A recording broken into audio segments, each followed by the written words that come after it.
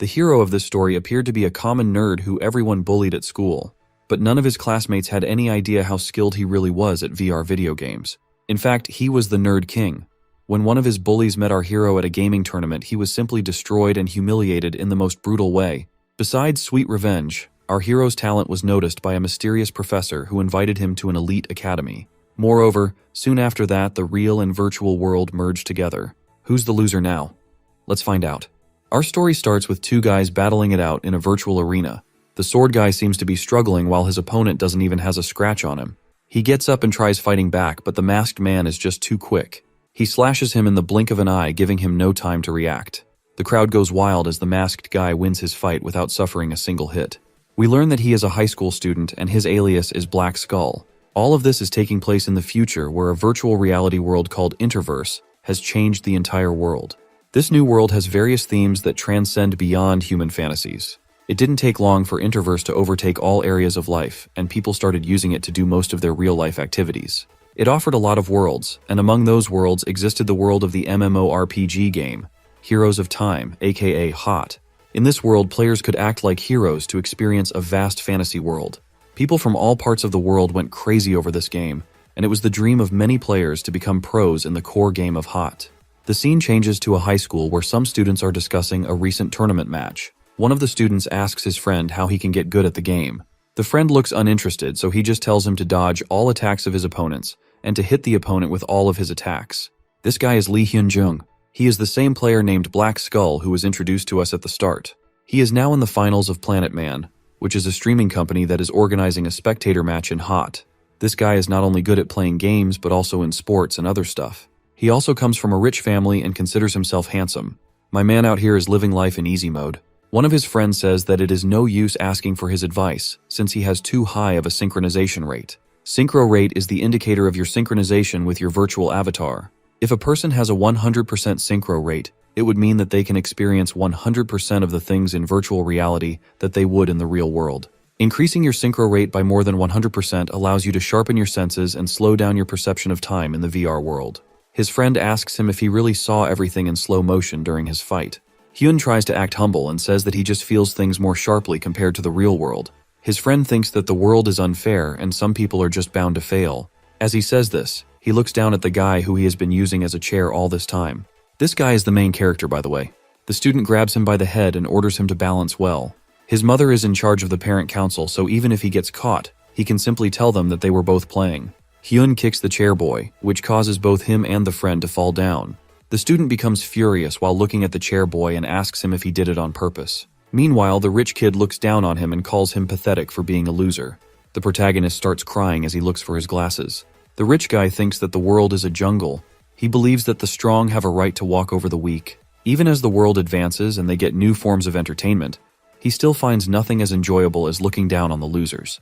In the final match, he is going to face a dealer who changes his job based on the player he is fighting. He thinks that he is probably going to choose the bruiser job, which is strong against an assassin like him. With this in mind, he logs on to his Interverse account. The Planet Man hypes up the crowd for the finale of his competition. It is a one-on-one battle where all items and levels of the players will be adjusted so they are both on equal ground. The only variables will be their jobs and skill builds. In other words, the player with a better strategy will win. The first player is Black Skull, who is an assassin class. He is also a middle schooler, so it is impressive for him to be this good at such a young age. The second contestant is Ark, who specializes in various different jobs. Planet Man wonders what job he will choose going against an assassin. Everyone is shocked to see that he chose the mage job. This is considered to be the weakest class in front of an assassin since mages are weak against players who fight up close. Planet Man asks him if this is part of his strategy. Ark tells him that this isn't a strategy. He just felt like his opponent wasn't good enough, so beating him with a mage won't be a problem. My man was already dealing damage before the fight even started. As the countdown for the match begins, Ark takes off his hood and reveals that he is also a middle schooler. He taunts Black Skull about wearing his mask, which makes him furious. He wonders if his opponent is an attention seeker. As the fight starts, Ark pokes Black Skull with his magic spells while keeping his distance.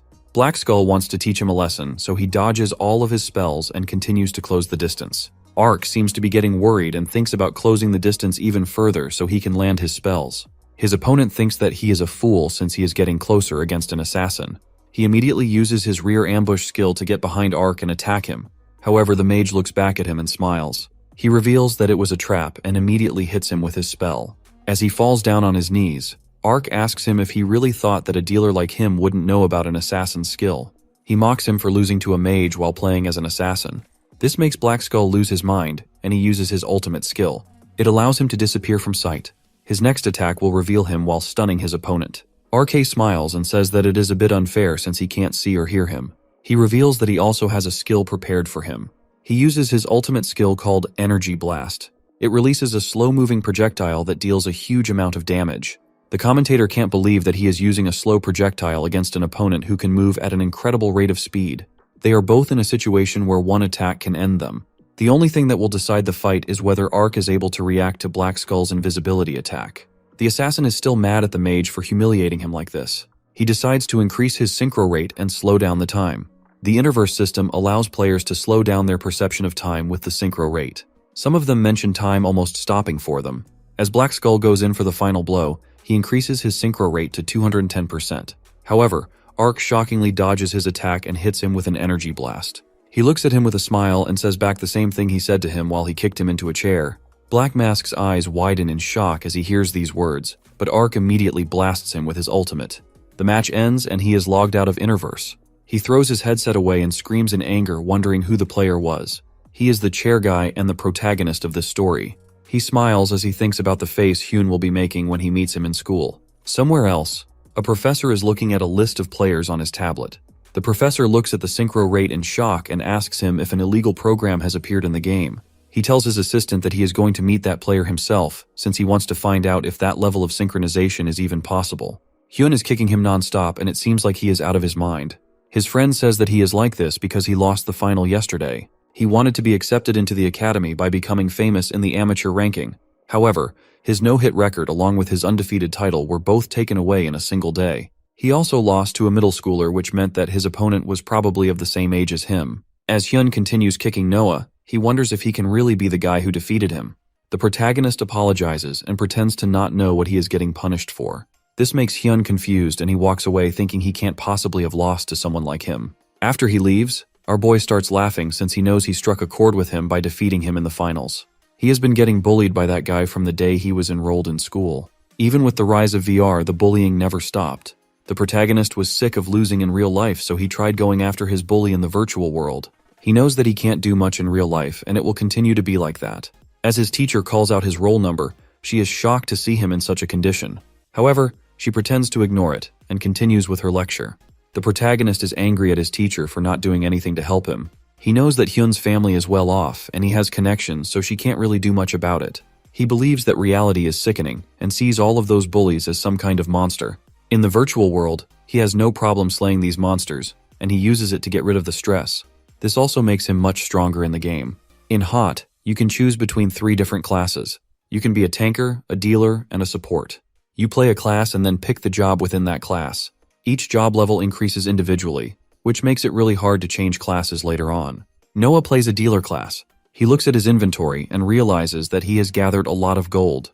He thinks of using this gold to pay off his monthly fees. As the Interverse became more widely used, it almost became another version of the world. The currency in the VR world is gold, which can be converted to real-life money. However, it is only possible when you reach a certain age, which means that our boy can't withdraw his money until he becomes an adult. As he is busy looking at his gold, he gets ambushed from behind. He is quick to read the attack and dodges it at the last moment. Suddenly, a few more players show up with different weapons in hand. Their leader mocks the attacker for missing the spear. Noah is still confused and asks them what they want from him. The leader smiles like a maniac and says that they want to kill him. The protagonist looks at them and wonders if they are zombies. In the game, zombies are groups of players hired by specific organizations to hunt for players. They are given a daily quota and offer the company gold or other items in exchange for payment. The people who work for organizations like these are mostly criminals, or people who are in huge debt and have nothing else to do. Noah wasn't going to die this easily, so he stood against the group and prepared for a fight. The leader tells him that they are all normal players except the guy who attacked him previously. He has red eyes, which means that he has killed a player before. If Noah tries to fight back and kills the normal players, he will get the penalty for death. The protagonist knows that he can't fight them since he will get tagged as a player killer by the system. He tries running away, but the group just won't let him go. One of them stabs him with his blade and injures one of his arms. He is now cornered with nowhere else to go. He wonders why just keeps tormenting him. Some of them don't even see this as tormenting. He gets a flashback of Hyun from school who got mad just for looking at him. Noah realizes that he will lose a lot more in the future if he kills everyone in the group, so it is better for him to just die and lose 10%. However, this is not the virtual world, and he isn't going to back down here. He takes out his blade and starts slashing through the players one by one. Most of them are just normal players, so he can take them out easily. He just needs to survive until his player killer tag expires. After finishing the normal players, Noah charges at the leader. To his surprise, the leader blocks his attack and throws him back. He tells him that he is not the same as those zombies. Moreover, the protagonist has become a murderer, so dying would be a huge loss for him. Meanwhile, a masked player is analyzing the forest from above using his crow. With a bit of searching, he finally finds the MC. Our boy is having a hard time against the leader. He didn't expect him to be this strong. The leader is impressed that he managed to surgically kill all of the zombies without taking a single hit. However, it is now time for him to die, so he charges at him with his blade. The protagonist can see his attack, but he gets hit regardless. He can't react to his attacks fast enough. Even though he can see his movements, his body is not fast enough to keep up with him. Unlike in tournaments where the stats are equal, in fights like these, there is a huge gap in levels. It is entirely possible for a player to overwhelm someone using their high stats. As the leader prepares to deal his finishing blow, he commends Noah for his movement, but tells him that he has no chance with a level that low. Before he can hit him, his blade is stopped by the masked guy who was looking for the protagonist a few moments ago. The leader furiously asks him who he is. The guy apologizes for interfering and tells him that he has some business with the protagonist. He calls him by his in-game name, Ark, and asks him if he was using any cheats in his recent tournament match. The protagonist immediately told him that he never used any cheats. Meanwhile, the leader was mad at the masked man for butting in like that. The guy effortlessly pushed his sword away and placed his own blade at his neck. He then asked Ark if he actually managed to achieve a synchro rate of 400% without using any external programs. Even our boy was confused upon hearing this. He asked the guy if his synchro rate was actually that high. The guy told him that his synchronization during his last strike was over 400%. Nobody in the game has ever achieved a synchro rate that high. The protagonist told him that you had to pay in order to measure your synchro rate, so that's why he never did that. Suddenly, a talking treasure box appeared out of nowhere.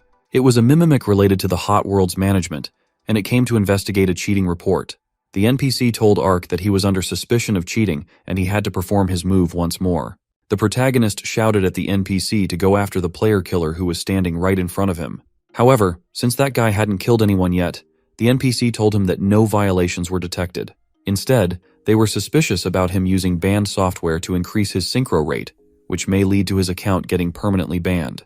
The protagonist got furious upon hearing this, and stressed that he never used any banned software. The NPC told him that he was innocent. This test would be easy for him. The masked guy hands over one of his blades to the MC and tells him to prove himself. Hearing this, the leader asks him if he is really cheating.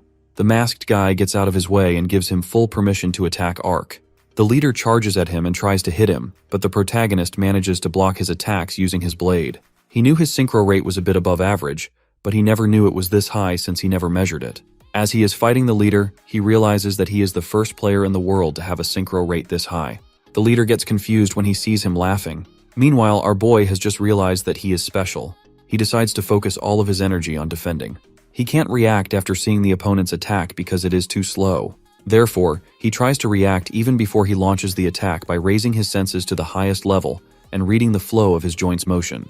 At this level, he can sense an attack before the leader even makes it. The NPC and the masked guy are shocked to see the synchro rate on the screen. The leader tries everything to hit the protagonist, but it seems like he already knows what he is about to do. As the two continue to fight, the NPC can't find any signs of external software influencing Ark's synchro rate, which means that he wasn't cheating after all. As he deals the finishing blow to the leader, the screen records his synchro rate at 527%. The masked guy looks at him in shock and wonders if this is the birth of an irregular. The protagonist looks at him and asks if this is enough proof of his innocence. The man apologizes and tells him that he has a suggestion. However, the protagonist is a bit too confident right now, so he cuts him in the middle of the sentence and tells him that he is a special existence in the interverse. He believes that he can't lose to anyone and asks the guy if he can keep the weapon he gave him. The man sighs and tells him that he has to take care of the player-killing situation, so he will talk to him later. Out of nowhere, he smacks Ark in the face, giving him no chance to react. My man didn't even see it coming. The guy tells him that if he wants his items back, he should find a guy with the ID, hide on bush. That single hit is enough to kill him in the game, and he logs out. With the creation of the virtual world in the Interverse, many advancements were also made in the real world.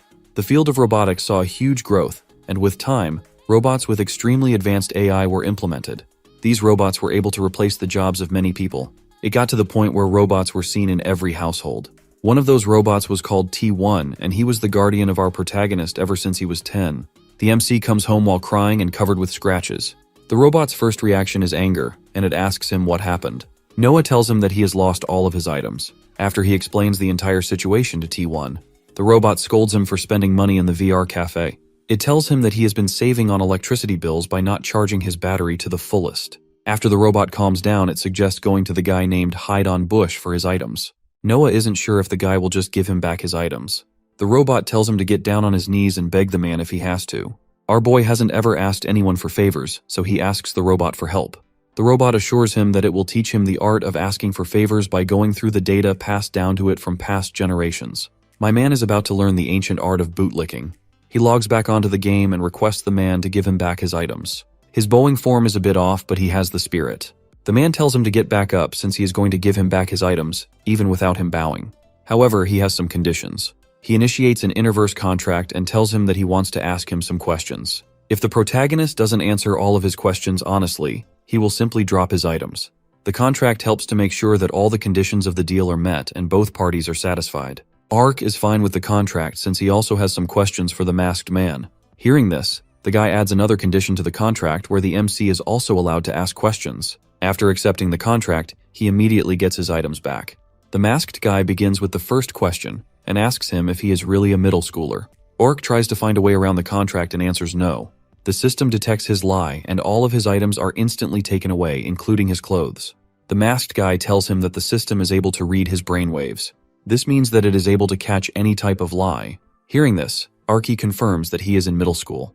It is now his turn, and he questions the man why he is doing all this to him. The masked man says that he wants to know about him. He explains that he is scouting him for a game team, and this is part of the interview. Hearing this, Ark is confused and asks him more about the team, but his turn to question is over. The man asks him about his future career goals.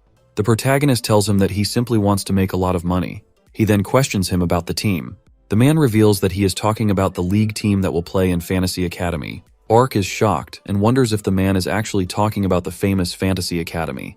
The man then asks him if he likes gaming, and he hesitantly confirms it.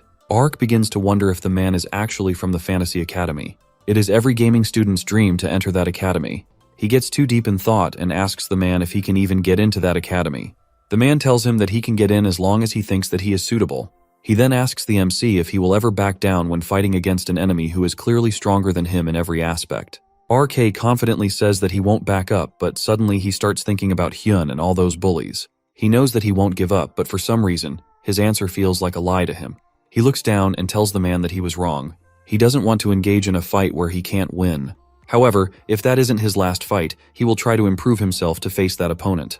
The man mentions a sparring competition that is held every year amongst the students, the Fantasy Academy. Many teams have their eyes set on winning the league to become the Academy's representative team. Among those students, only a few remain to fulfill their dreams while the rest give up. It is a place where there is only one MVP in the surviving team. The man points his blade at Ark and asks him if he has what it takes to survive in such a place. Ark hates losing. The only reason he chose to attack Hyun in the virtual world was because he was confident in his skills online. However, things are different in the real world. He doesn't want to go against him in the real world, because if he never fights him, he won't be a loser. He wonders what he will do if he comes across an opponent stronger than him that he can't avoid. His eyes fill up with rage as he realizes that he already knows the answer. He grabs the man's sword using his bare hands and tells him that it is his turn to ask the question. Ark smiles and asks the man if he needs someone who can become the ace of his team. The man pulls his sword back and says that he is correct. However, he is still lacking in some areas to become an ace. He isn't sure if he can be of much use with only his high synchro rate. The man tells him that he has to pass the entrance test using his own strength. It's his turn to ask the question, so he asks the MC if he is prepared to undergo rigorous training for the entrance test that is in 3 months. Ark doesn't even have to think about his answer since he already knows what he wants. His training sessions start the very next day. He notices a girl standing in front of him who tells him that she was instructed by the masked guy to come here. The girl calls the masked man Professor and asks Ark if he is the other recommendation he was talking about. He is confused since he didn't know that there was another recommendation besides him. The girl starts stretching and says that hasn't heard anything yet. Without a warning, she goes for a kick on his head, but he manages to dodge. While he is trying to figure out what is going on, she grabs him by the head and punches him in the chest. She reveals that she heard about his high synchro rate and challenges him to a fight. While struggling to stand up straight, our boy asks him what she means by fighting. The girl asks him if he has dulled his sense of pain since he doesn't seem to be struggling enough. Bro is literally about to pass out. She asks him about the percentage of his sense of pain, but he isn't ready to tell her that since he is still mad at her for attacking him. She starts walking towards him with a scary face, and it is enough to make him speak. He reveals that his pain perception is at 1%. This makes the girl frustrated, and she tells him that everyone keeps their pain perception to the maximum value of 20% so they can increase their synchro rate. The protagonist is surprised to hear this since he didn't even know you could increase your synchro rate by increasing your pain perception. The girl says that she doesn't like him and tells him that he will feel the same amount of pain if she hits him 20 times. As Ark is asking her a question, she tries to punch him, but he is able to dodge it this time. He smiles and asks her if she really thought he was going to fall for the same trick twice. He tries to remember that feeling from his last fight where he was able to raise all of his senses to the highest. Meanwhile, the professor's assistant is taking a look at Noah's profile. He asks the professor if he really paid for 3 months of VR cafe because the kid didn't have a VR simulator at home. He then asks him about the meeting. The professor tells him that the protagonist has an extraordinary synchro rate, but he still has a long way to go in other areas. The assistant laughs and tells him that he can't rely on his synchro rate alone, since players nowadays need to do a lot more. The professor tells him that this is the reason he asked Carrie to duel with him. Hearing this, the guy gets a bit worried since he thinks that our boy will develop trauma from being beat up by her. The professor tells him that they should just wait for the results, since you never know when you find a monstrous being that exceeds your expectations. As he goes to check in on the two of them, he sees Ark losing badly to Carrie. He notices the professor and asks him to do something about the radish eyebrow girl. This makes her even more furious, and she takes it on him even harder. After they are done fighting, the professor introduces them to each other. Ark is a dealer who has just been nominated as a recommended student and will start his training soon. The girl is Carrie, who is also a dealer. She was a nominated student like him, but she has been enrolled in the academy for over 6 months since her selection. He tells them that they will both be working in the same team as nominated students, so they should get along. However, looking at them, he knows it is not going to happen anytime soon. Carrie asks the professor if she can start training again, since she has already dueled with the guy. The professor asks her about the duel, and she tells him that it felt unpleasant. Ark starts fuming upon hearing this, and asks the professor if all the other nominated students are also like her. The professor reveals that they are the only nominated students and there is no one else. He then asks him what he thought about the duel. The protagonist tells him that he needs a lot more than just synchro rate. The girl appeared to be trained well, and she was definitely stronger than his previous opponent, so he felt like he had hit a wall in terms of his skill. Moreover, he also feels like he is out of energy after using a high synchro rate. The professor tells him that he is correct. Once he raises his synchro rate to the max level, he will burn out, and it won't be possible for him to use it again for a while. This was the reason he was able to knock him out the last time. In order to be good at the game, one cannot just rely on their synchro rate. They also need to learn other skills such as martial arts and meditation. The reason he asked Carrie to duel him was to make him realize all of this. The protagonist asks him if she has over 6 months of training since she has already been enrolled for 6 months. The professor tells him that he is correct. Hearing this, he smiles and says that he will catch up to her in the next 3 months when it's time for his test. The professor tells him that he doesn't expect him to catch up to her until the test. Just like his weapon is his synchro rate, her weapon is her fighting abilities. She was born with them, and as a nominated student, she spends all of her days training them. Therefore, he assumes that he will catch up to her after he is officially enrolled in the academy, since he can train without any distractions. Since he is a nominated student, the professor can also arrange for his daily training through his school. This makes Ark happy since he won't have to go to school anymore and face any of his bullies. However, upon thinking a bit more, his smile fades and he tells the professor that he needs to take care of a few things back at school. The professor thinks that he wants to say his goodbyes to all of his friends, so he allows it. The next day, Hyun is surprised to see him missing from class. He walks back to his home after school thinking that the protagonist has quit. He feels refreshed thinking that he won't be around him anymore. Just then, he notices him standing right in his path. My man doesn't even have his glasses on. I already know where this is going.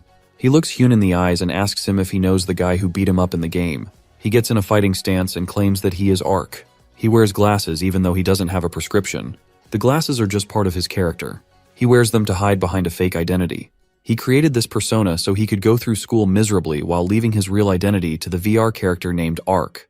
This helped him to get through tough times without falling apart. This is just how he decided to live his life. He thinks that fighting back won't achieve anything since he can't win anyway. He doesn't want to step into an arena if he knows he will lose. Nevertheless, there he was, standing in front of Hyun with his glasses off. He calls him out for a fight in the real world. Hyun looks at him in shock as he realizes that he is Ark. He walks over to him and says that he doesn't care. The difference between their heights gets more apparent as he stands directly in front of him. He tries to punch him in the face but barely misses. The protagonist tells himself that he has nothing to fear. He normally encounters Hyun when he is with his group, but this time, he is alone. He has fought countless times in the virtual world, so he just needs to think of this as a game. He tries to shake him off mentally by provoking him. Bro simply tells him that he is a noob.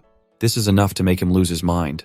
He furiously charges at him and asks him if he wants to die. Noah remembers watching a fighting video from the player Fight Mo29. He said that when people are more furious, they are most likely to hit you with a right hook. However, my man got hit with a left kick. Someone report Fight Mo29's channel. Hyun asks the MC if he really thought he was going to win just because he was facing him alone. Noah tries fighting back, but his punches are too weak. He starts to panic as he realizes that this is the real world. It is entirely different from the game. He gets punched in the face and falls down. Hyun doesn't give him a chance to get back up and starts to punch him mercilessly. He asks him again if he thought he could beat him because he was alone. Even though he is badly beaten, Noah tells him that he doesn't even look a bit scary and proceeds to spit on his face. Yeah, he proceeds to receive the worst beating of his life. When Hyun is finally done with him, he gets up and warns him not to cross paths with him again, or he will actually kill him. As he turns to walk away, Noah calls him back and asks him if he is trying to leave. He gets up and screams that he still hasn't landed a single hit. Hyun tries to punch him as he is charging towards him, but the protagonist starts to trip and fall.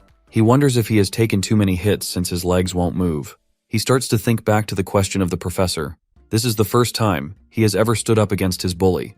This is a huge thing on its own, but he isn't satisfied with just confronting him. He realizes that confronting an enemy who is stronger than you won't change a thing. If he really wants to change something, he needs to confront them and win. He wants to become an ace, and that alone stops him from giving up even when he wants to. With this, he regains his balance and punches Hyun straight in the face.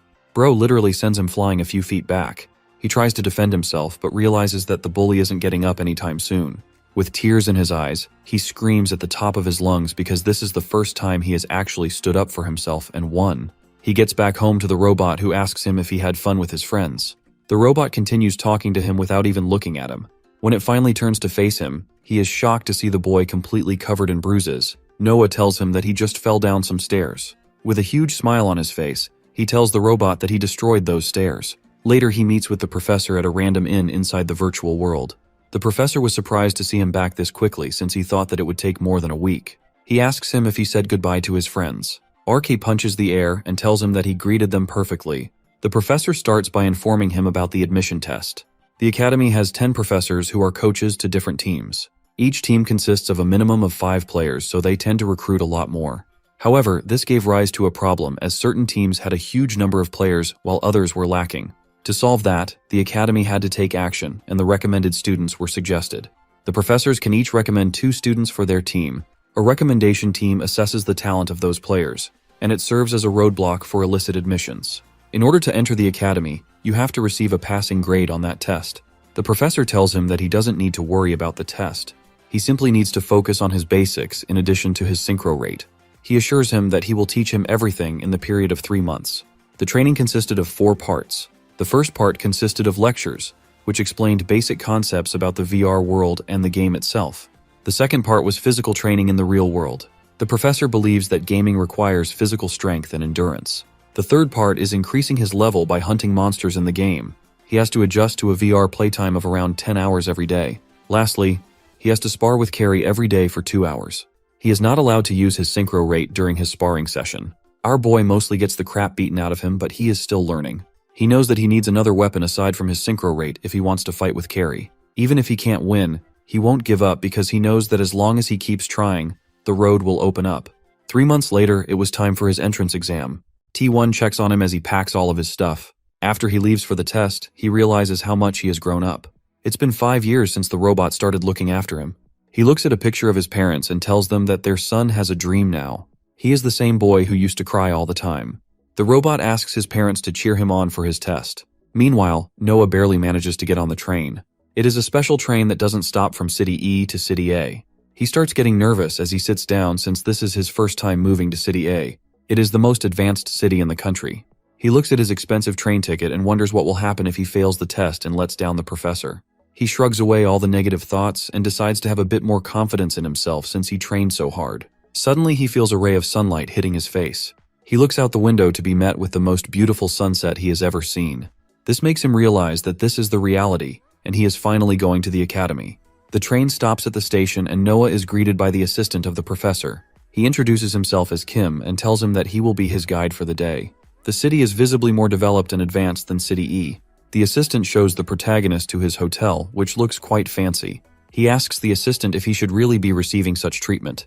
The guy tells him that he can use the hotel's facilities as much as he wants. He is glad that he is much more innocent in real life than how he appeared in the game. Noah is surprised to hear this and asks the man if they have met before. Kim immediately strikes a pose and tells him that he was the one who recommended him to the professor. He reveals that he is the famous streamer, Planet Man. However, our boy doesn't show much of an excited reaction because he hasn't seen his streams before. He asks him if there is a place in the hotel for him to access the Interverse. Kim explains that the professor wanted all of them to get some rest, so he prohibited the use of VR. However, he reveals that he is going out on a date, so if he tells the professor that he took good care of him, he won't snitch on him for using the VR. The protagonist lights up upon hearing this and promises to subscribe to his channel. He is excited to finally see City A in VR. There is something called Mirror World in Interverse, which is an exact replica of a city. City A has a mirror world that is only accessible from the city. Since it is an exact replica, changes to the city are updated in real time. You can use avatars in the VR world that are much faster than in real life. It basically allows you to explore the city while having superpowers. Noah logs into the mirror world and changes into his Interverse character. He runs out of the hotel to witness a large group of players already exploring the city. It looks amazing with holograms and futuristic buildings all around. He walks through the busy street and wonders if all of these people actually live in the mirror world. He quickly starts running for the thing he wants to see the most. It is a faker statue that only exists in the mirror world. Despite being away from the VR world for quite a time, he is still considered to be a legend by the players. He is the greatest gamer who achieved countless feats in his prime. RK read somewhere that if you pray to his statue, you do well in all of your games. This is why he was here before the test. However, he isn't the only one praying.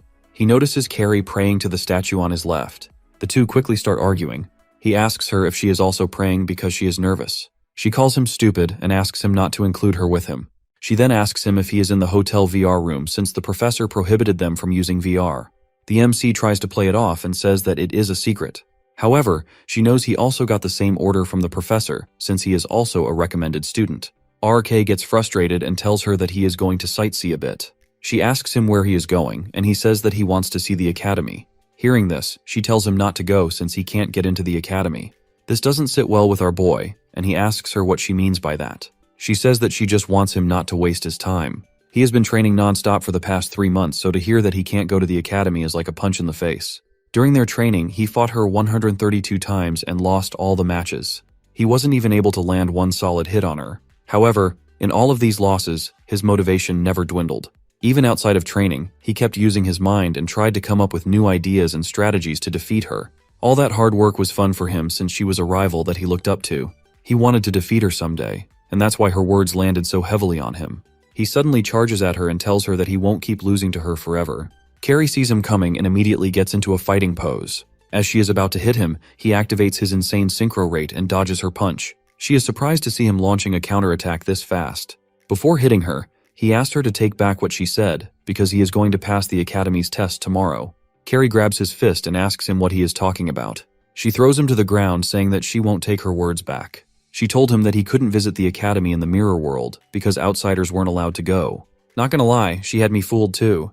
Hearing this, Ark emotionally asks her if she wasn't talking about him failing the exam. Carrie looks at him and tells him that she would never say such a thing because they are both on the same team. She also threatens to kill him if he fails his exam tomorrow. RK gets a bit too carried away and tries to hug her while crying, but she pulls him out of it with a punch and tells him that she is hungry. She suggests going for lunch together since they are both in the VR room.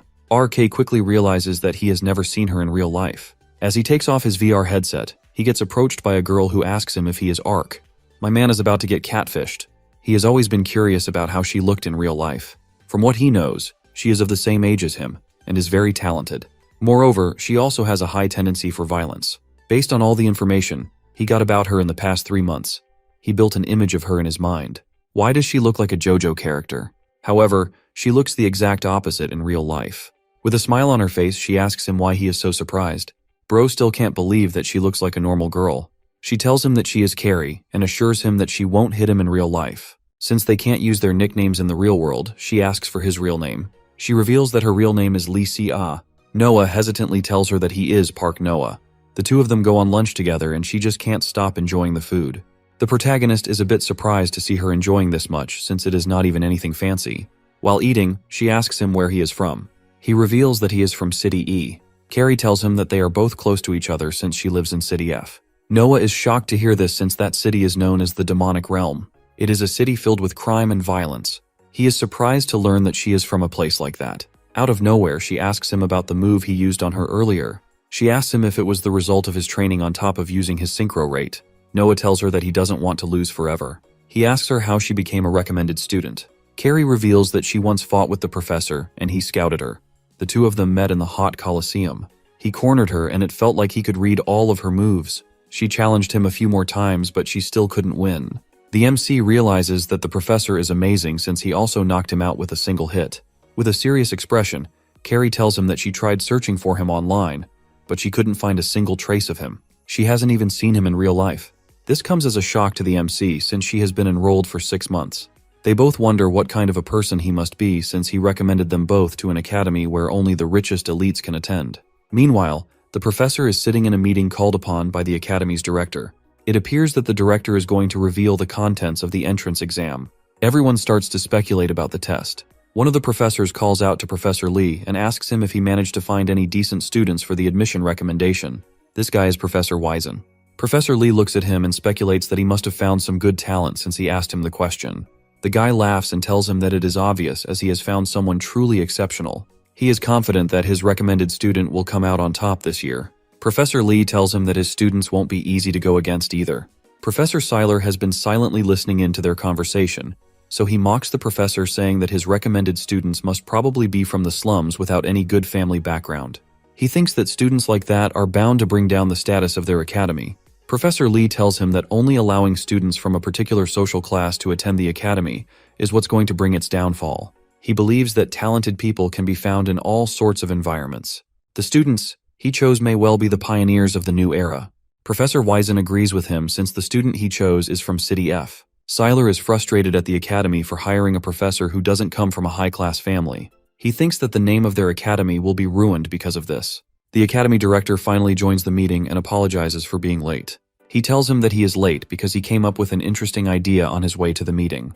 He announces that he is going to reveal the contents of the test. The test will be conducted by a game known as Battle Royale. Players will start with basic items and then make their way up by collecting items and skills on the battleground. The last player standing will be considered the victor. One of the professors worryingly asks him if there will only be one passing applicant. The director assures her that he has thought of a balancing system for the test. The students will be graded based on points. These points will be calculated based on their KDA, survival ranking, and their gameplay. Moreover, all the students will be placed in different ranks based on their training videos and portfolios. The ranks start from D to S, with S being the highest rank. There is only one student in the S rank, and they will receive special benefits. Professor Lee can't really understand the director's thought process, since assigning a rank to each student may not go very well. The director suggests they start placing the students in their respective ranks right away. At the same time, the MC is lying on his bed wondering how Carrie is so friendly. This is his first time making a friend, so he is a bit worried. He thinks about tomorrow's test and realizes that if he fails, everything he did for the past 3 months becomes useless. Before going to sleep, he prays that he passes. Meanwhile, the professors have finished ranking the students based on their training videos. One particular student is chosen to be S rank. Professor Lee gets a bit worried as he thinks to himself that there is going to be a monster among the students in their tests tomorrow. He hopes that his recommended students do well. If you were wondering, they placed our boy in D rank, which is the lowest. Noah is finally at the academy. He sits in his VR capsule with the guidebook in his hands. It has been an hour since they instructed him to wait here and read the rulebook. He couldn't sleep well last night because he was too nervous, and he also couldn't meet the professor. He wanted to ask him for some advice to calm himself down, but it is too late now. He wonders if this is how he is going to fail. He punches some sense into himself and decides to try his best on the test. He is also allowed to use his synchro rate, so he is going to give his all. Suddenly, he hears an announcement that the test is about to start. He logs on to his Interverse account and gets ready for the exam. Ark is a bit surprised to see all the students gathered in the royal palace. He wonders if this is the test site. Looking around, he finally realizes how many recommended students there are in addition to him and Carrie. As he is thinking, she calls him from behind and mentions that he actually showed up. He looks at her and thinks to himself that he has only been losing to her. However, that is going to change today since he is going to turn things around. With this, he turns around and begins walking away, but she grabs him and asks him if he is trying to ignore her. As the two of them are fighting, the director begins his speech. My man is literally dressed as a king.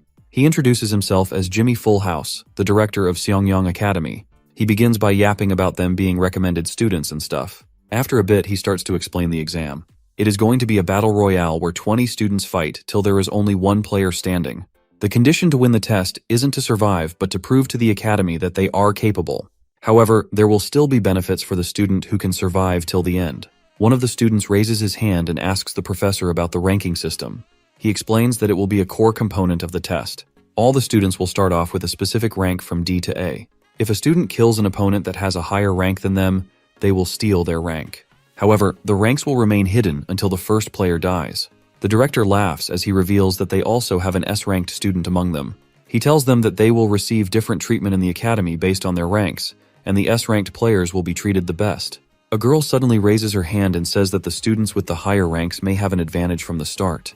The director tells her that they have evaluated their ranks based on their training videos. The girl appears to be a Karen and starts to argue that the evaluation system is too vague. The director looks at her and asks if she is going to leave because she can't accept their evaluation system.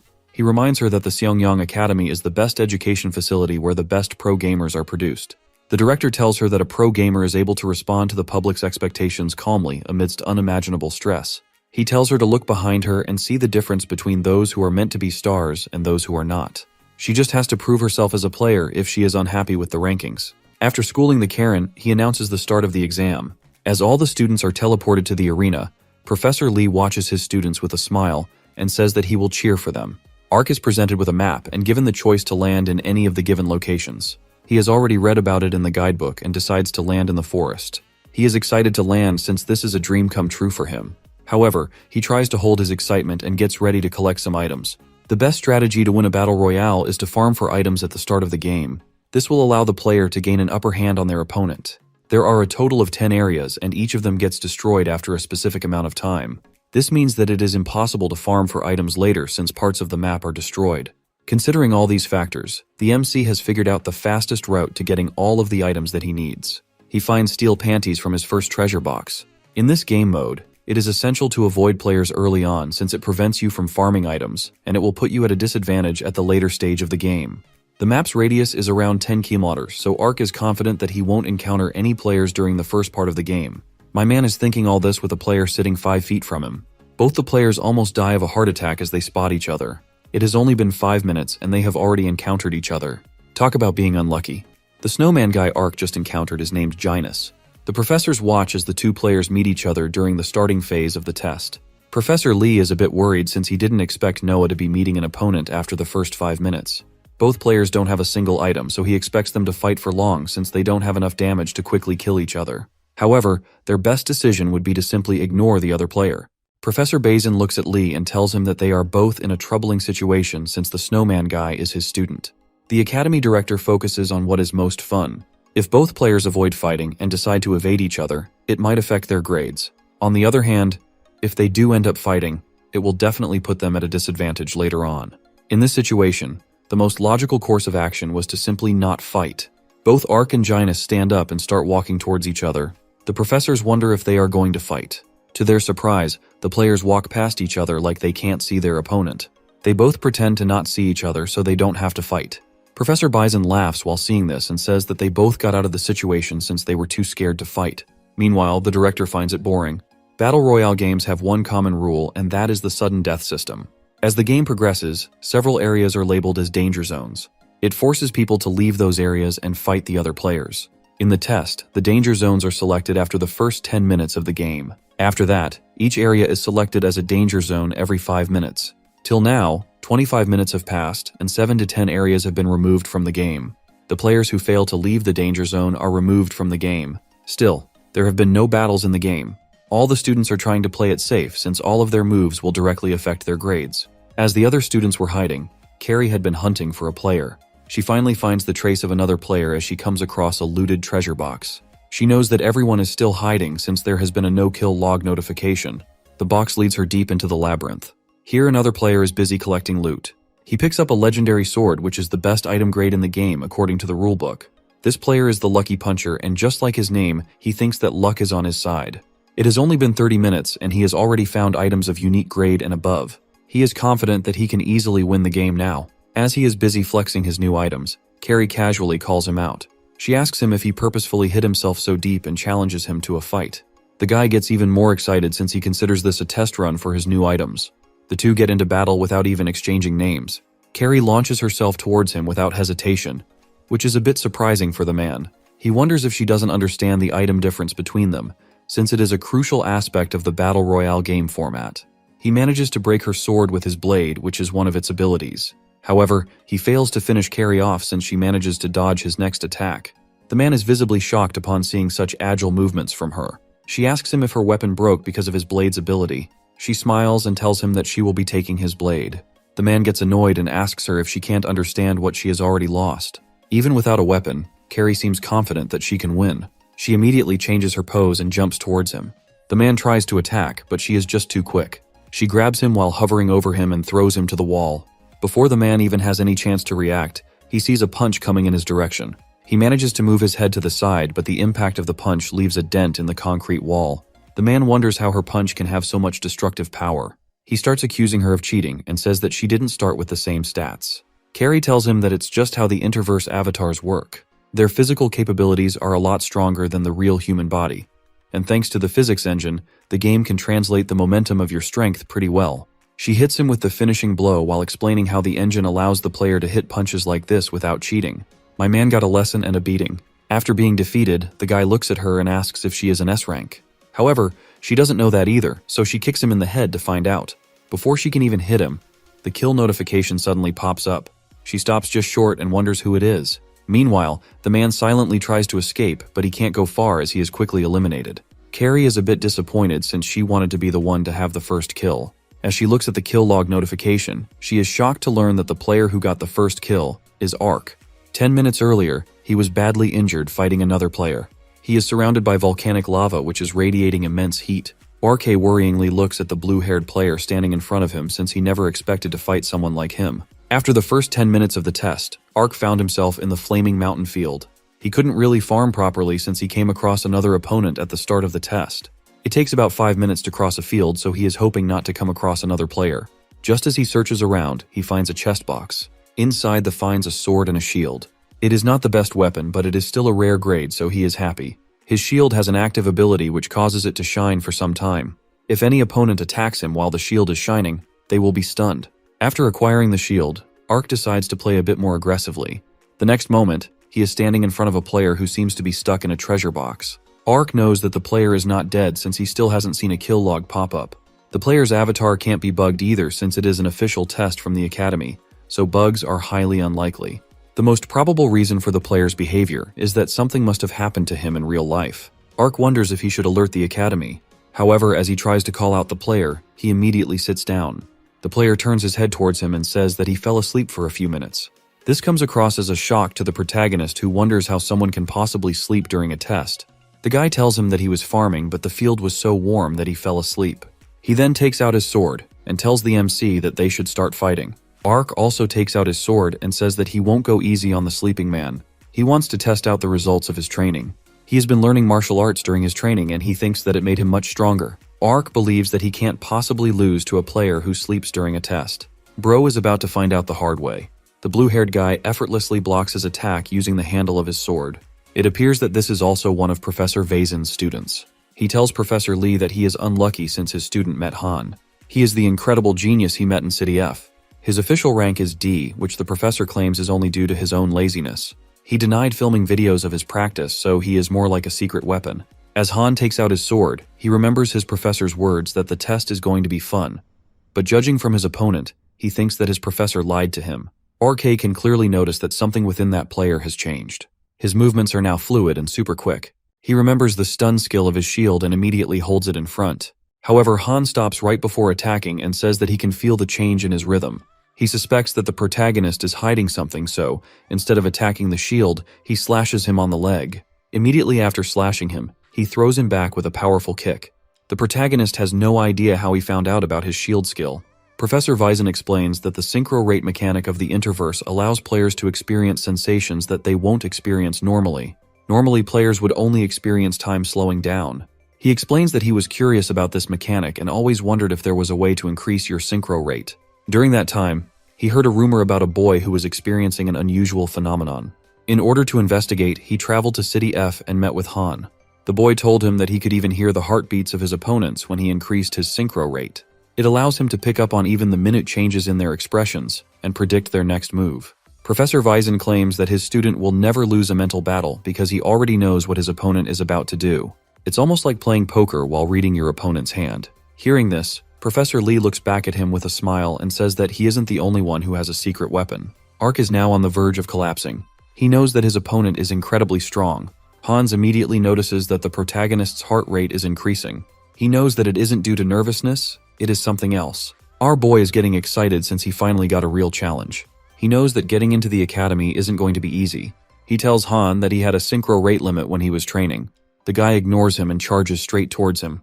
He notices that he is not trying to defend himself and thinks that he might be baiting him. Using his sharp senses, he thinks to himself that Ark would probably try to stab him with the blade, since that attack has the highest probability of success. As the protagonist puts his shield in front of him, Han is ready to dodge the attack by moving to the side.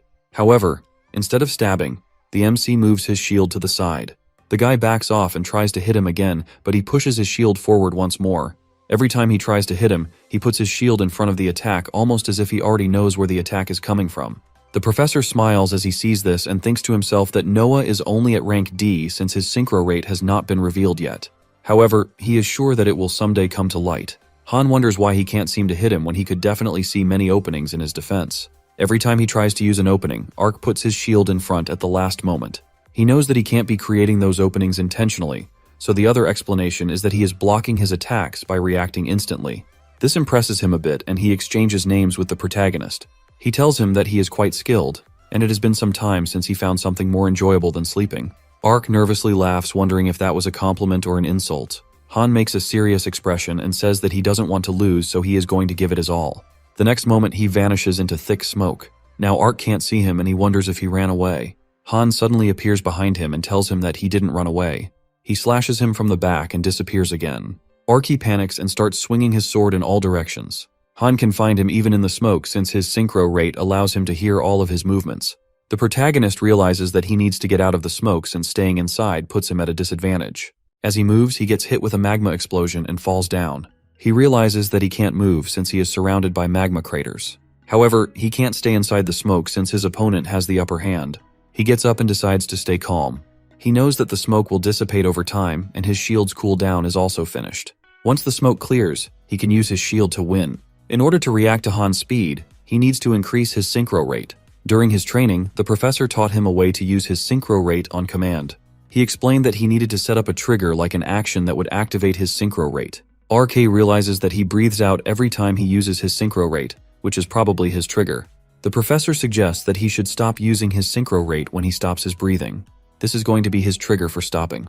He needs to be able to stop in the middle and not hit his max synchro rate, or he will experience burnout like before. Professor Lee explains that it is more efficient to use a synchro rate in a short burst, rather than using it all at the same time. Since his synchro rate is his main specialty, if he burns out, he won't be able to survive. As Ark stands in the smoke, he realizes that it is a gamble to increase his synchro rate to the max. He needs to finish his opponent off during that moment, otherwise, he risks getting burned out. Even though this involves a lot of risk, the protagonist is excited since this is the type of thing that only ace players can achieve. Han notices that Ark is standing in front of a magma crater. He guesses that he probably wants to prevent him from attacking from the back. However, his heartbeat is also getting calm. Han smiles as he realizes that the protagonist wants to bet it all on in a disadvantageous situation. He respects his bet and charges towards him with incredible speed. Ark doesn't know when or where the attack is coming from, but he still has to block it using his shield. The director is attentively watching their fight. He is surprised that they are both D ranks and says that their skills are at least A rank. He can see Han's synchro rate reaching over 300. As he looks over to Ark's synchro rate, his eyes widen with shock. He looks back at Professor Lee and says that he has been hiding such a beast in secret. Back on the battlefield, Han thinks that he has won since Ark seems to be oblivious to his attack. To his surprise, he puts his shield up at the last moment, causing him to get stunned. Even the protagonist is surprised at his own speed. He couldn't even register his opponent properly, and his body moved on its own. With his opponent stunned, he finishes his off quickly using his sword. As Han is being eliminated, he hopes that they will meet again. He takes off his VR headset with a smile and says that the professor was right when he told him that joining the academy might be fun. As he stretches, he wonders if he will pass the test since he got eliminated by the first opponent. Ark is visibly exhausted after his fight. He also feels something different than his normal synchro rate usage. When the kill log shows up, he realizes that he is the first one to get a kill. He excitedly looks at the notification, expecting Han to be an S rank. His excitement dies down when he finds out that Han is of the same rank as him. This makes him question just how strong the S-ranked guy is. The director watches as the players react differently to the rankings being revealed. There are some players who are making plans after checking the rankings while others are disappointed by their rank. Moreover, there are also players who are hiding and protecting their ranks, and players who are hunting the S-ranked player to steal their rank. Carrie is mad that there is someone above her in the rankings. She raises the sword and walks out planning to crush the S-ranked player. The director laughs as he watches all the players focused on the S rank. He is excited to see what the highest ranking player will do next. One of the players finally manages to find the S rank. He is a ranked A player named Royd. He tells him that he can't stand being below someone, so he came here to steal his rank. However, he wasn't alone. He also brought some of his friends with him. The S rank guy laughs and tells him that he didn't expect players to be teaming in the entrance exam. Royd takes out his blade and tells him that there is no rule against teaming, so he can't do anything. The S rank is disappointed that they thought they could steal his rank by bringing in more players. We finally see his in-game name, which is King, as he tells the others that they will get to experience the vastness of the world. Bro is about to take them on a world tour. All the professors attentively watch the showdown between the S rank and the three lower-ranked players. One of them is A rank, but the other two are still B ranks. The professors call out to Professor Seiler and tell him that his students are teaming up. He asks them if there is any problem in teaming up. The professors argue that it is unfair to form a team in an individual-based game. Hearing this, the director intervenes and tells them that teaming is not against the rules. He didn't expect students to be teaming up, but it's still fair game. He tells them that it seems interesting, so he will let it slide. Professor Sylar sees it as a strategic play, so he thinks it's not breaking any sort of rule. The player Royd was raised in a mafia family. He is a genius of a crime family that dominates others through impressive leadership. The professor is confident that he can easily take on the S-ranked player. Royd signals the guy in the back to make the first move. He has been blackmailing him by showing him a picture of his father receiving a bribe. He has no choice but to team up with him and act like his pawn. As he tries to attack King with all of his strength, he easily grabs his spear. He takes his spear away and throws it down using only one hand. He mocks them for being weak. This makes Royd furious. He orders all of his men to attack the S rank at once. King easily dodges all of their weak attacks while still using just one of his hands and the spear he stole from them. While dodging, he manages to hit one of them and throws him back. The last one standing is the mafia guy. The professor teaching King tells Sylar that it was expected. He says that petty tricks don't work against overwhelming talent. He believes that the existence of King is a glitch. It is natural for people to lose something when they are trying to gain something else. If a person wants to invest his time in a video game, they are bound to lack in other things. There are several mechanics in the game, and perfecting them all is not possible. However, King has all of his stats maxed out. He seems to be the perfect player for the virtual reality game. On top of that, he has an ego and belief in his own strength to support those stats. He has never imagined himself losing to anyone yet. Royd looks at King in shock as he brutally defeats them all. He knew that the first-ranked guy was strong, but he didn't expect him to be at this level. He finally realizes that King was just using them for his own entertainment. The professors are also shocked upon witnessing his skills. They wonder if there is any student who can beat him. The director is impressed by King since he lives up to his nickname. He places Ark, Carrie, and another player on the list who he thinks may be able to go up against him. He is excitedly looking forward to the birth of the super player who will bring an unexpected result to the game. Meanwhile, the snowman is trying to make it out of the danger zone. He runs towards the other field as the timer ticks down, but it's too late. Before he can jump over to the other area, the entire field is destroyed, and he is eliminated. It has now been 50 minutes since the start of the exam. The activity zones slowly start decreasing with the passing of time. It resulted in a number of eliminations. Among them, The most notable recommended student is the S-ranked King. Till now, he has the highest kill score among all players. Only 5 players remain in the game. Carrie and another girl named Mai are in the same field. On the other hand, Ark, the bird guy, and King are in the murderer's den field. RK tries to use his synchro rate after his last fight and finally gets it to work again. He is disappointed that he is the lowest rank among all students. As he is crying over his rank, he realizes that the field has been declared a danger zone and will be destroyed in about 3 minutes. This means that he has to get to another field within 3 minutes, or he will be eliminated. As he is preparing to move out, he hears a noise outside the fort. He notices the bird guy, who is an A-ranked student. Ark realizes that he has the same rank as Carrie, which means that they might be at the same level. The bird guy is about to face off against King. As the protagonist is watching this from the window, King notices him and laughs. He thinks of him as just another D-rank spectator. He tells him that he will face him later since he is short on time. RK immediately hides and wonders how he was able to spot him at that angle. The Birdman is mad that his opponent dared to look away while in combat. He uses his special skill that buffs his jumping and charging abilities for some time. He tries to stab the King, but he easily blocks it using his own sword. King looks at him with the same smile on his face and asks him if he really got his hopes up. Meanwhile, the protagonist is still watching their fight. He notices how the S-rank is not even fighting seriously. This makes him realize that there are a lot of other stronger players in the academy, including Han. He wonders if a D-rank like him can really beat the S-rank. King notices that the window is now empty. Ark makes his way down the stairs. He had already decided to face Carrie in the entrance exam and defeat her, so he knows what he has to do. As expected, the fight between the King and the A-rank is completely one-sided. None of his tricks or skills work against him, and the S-rank just seems like a complete monster with no weakness. As he is thinking, King notices an opening and strikes without a warning. The guy loses all of his HP with just a single blow and gets eliminated. With the A-rank down, King thinks to himself that it won't take long for him to conquer the academy. To his surprise, he hears the protagonist asking him to face him as his next opponent. King looks back at him and asks him why he didn't run away. RK takes out his sword and shield and tells him that there is no way he will run when the shortcut to becoming the highest ranked player is right in front of him. King takes a look at his rank and tells him that there are only 2 minutes and 30 seconds remaining till the danger zone is destroyed. It will take about a minute for him to get to the safety zone. Keeping in mind all of this, he has about 1 minute and 30 seconds to face him. However, King thinks that he can take him out in just 20 seconds. This makes the protagonist mad, and he asks him if he thinks he can finish him that fast, because he is D rank. He immediately strikes him with his sword. His attack power surprises King a bit, who takes out his dagger and starts attacking him. He is swapping the dagger between both hands, and all of his attacks have immense power behind them. King tells him that he might be a D rank, but he is still a recommended student. This makes the MC even more furious since he hates his ranking. He tries to hit King with his sword, but King parries it and stabs him with his dagger. To his surprise, he notices that he managed to place his shield in front of the dagger before he was hit. However, he doesn't take much time to think and kicks him in the face. This time, the kick lands and our boy starts flying in the air like a Boeing 707. It has only been 10 seconds since they started fighting, and King seems to be the obvious victor. Despite tanking the kick straight to his face, our boy manages to stand on his feet. The S-rank is just too fast for him to handle. Before he can even blink, he charges in with his dagger and starts counting down from 9. He is trying to finish him off in 20 seconds. Ark remembers the lessons given to him by the professor. He told him that controlling his synchro rate was more like pouring water into a cup. If you pour too much, it will overflow, but if you pour too little, it may not be enough to activate. The perfect balance is maintaining it at the point of spilling. In order to do that, the most important point is staying calm.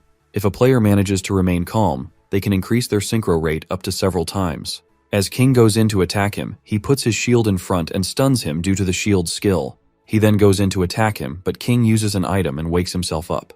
This gives him enough time to react and dodge his attack. The MC is surprised that he was able to use a recovery item while he was stunned. King gets mad as he realizes that his calculations were off. He blames it on the academy for miscalculating his opponent's rank. He seems to be irritated that he didn't keep his word. With that, he charges at Ark with lightning speed, giving him no time to react. The protagonist notices this change, since he is now going all in. Even the professors are shocked to see him going this far. Professor Mushi asks Professor Lee about his opinion on the existence of geniuses. He says that he didn't believe in them at first, since it would mean that ordinary men could never reach their level, no matter how hard they tried. However, he failed to realize just how unfair the world was. It happened when he went to see one of his friends for counseling. His friend's family is from the elites who birthed many notable names. Even the room he was sitting in had trophies of various events. His friend told him about his son who participated in a boxing competition 3 months after he started the sport. At first, the professor thought that his friend was just bragging about his child. The kid allegedly entered the finals without taking a single hit. The professor found it hard to believe since the kid only had 3 months of experience. The dad told him that when his son entered the final, he slipped and accidentally took one punch from his opponent. After that, his entire demeanor changed. The match turned into a massacre. His opponent must have felt humiliation and despair to face someone like him who has only been training for less than 3 months. After he lost, the boxing prospect retired from the sport.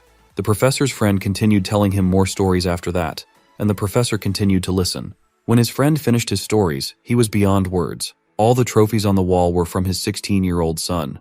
This was proof that the stories he had been telling him were all real. The friend told him that his son needed to learn defeat in order to build some humility. This is why he wanted to enroll him to the academy. The professor explains that King is a narcissist who has even made his virtual avatar to look identical to his real-life form. This is why he gets furious when things don't go his way. He wishes that his student doesn't break the confidence of the protagonist. As Ark and the S rank continue to fight, he notices his synchro rate fluctuating for a moment. King picks up on this and realizes that he has burnt himself out. He grabs him by the neck and tells him that he is full of openings when he can't use his synchro rate. With the MC near defeat, King starts to feel confident again and says that he should stop underestimating people. He still has more than 1 minute left so he can reach the safety zone after killing him. Meanwhile, Ark feels like he is stuck behind a wall. He trained 3 months with Carrie, but it seems like he can't do anything without his synchro rate. However, losing to the S rank somehow feels different than losing to her. King's eyes remind him of Hyun when he used to bully him back in school. He thinks that by looking down on him, the S rank is denying his efforts and he won't allow him to do that. He stops caring about his synchro rate and only thinks about winning. He doesn't care what he has to do. All he wants is to win this fight. Suddenly, his synchro rate starts to overflow. He reaches towards King's face with his palm while his eyes are lighting up. Meanwhile, the poor girl is being demolished by Carrie in the other field. She enjoys hitting people with her bare hands since it feels much better than a sword. With the elimination of the girl, she now has 3 kills. Now the only players left in the game are Ark and King. She is impressed with her friend since he has survived so far. Her area is locked as the safe zone, so she doesn't need to go anywhere. She decides to just sit and wait for the player who can make it out of the danger zone. At the same time, Ark grabs King's head and tries hitting him with his shield. The S rank can feel that something has changed. He wonders if this is the effect of an item, but he has memorized all the information in the rulebook, and there was nothing mentioned that resembled this. He tries to stab him with his dagger, but it seems like the protagonist has acquired ultra instincts. My man dodges all of his attacks like he is in the Matrix dodging bullets. Even the director is shocked as he watches his synchro rate breaking all records. It is increasing at a dramatic rate. King realizes that he doesn't have much time left. If he stays here and continues fighting him, he might die to the danger zone. Ark manages to land a hit on him while he is distracted. He feels like his soul and body have been separated. My man probably feels like Gojo when he had the near-death experience. He can literally see his opponent's next move. He is moving at such high speed that even King can't keep up with him. He dodges his attack and hits him at the same time. His synchro rate is now at 999%, and he is bleeding from his nose in real life. All the professors get worried as they see a warning message on their screen. Professor Lee logs out and runs to check after his student. King feels humiliated since he was just attacked with the sword's handle. Nothing he has tried so far seems to be working, so he begins to think what he can actually do to defeat him. This is the first time he has to think this hard in his entire life. To his surprise, Ark falls down to the ground without him doing anything. Professor Lee rushes to his room and finds him unconscious in the VR capsule. Noah then wakes up in the hospital. He opens his eyes to be greeted by the professor.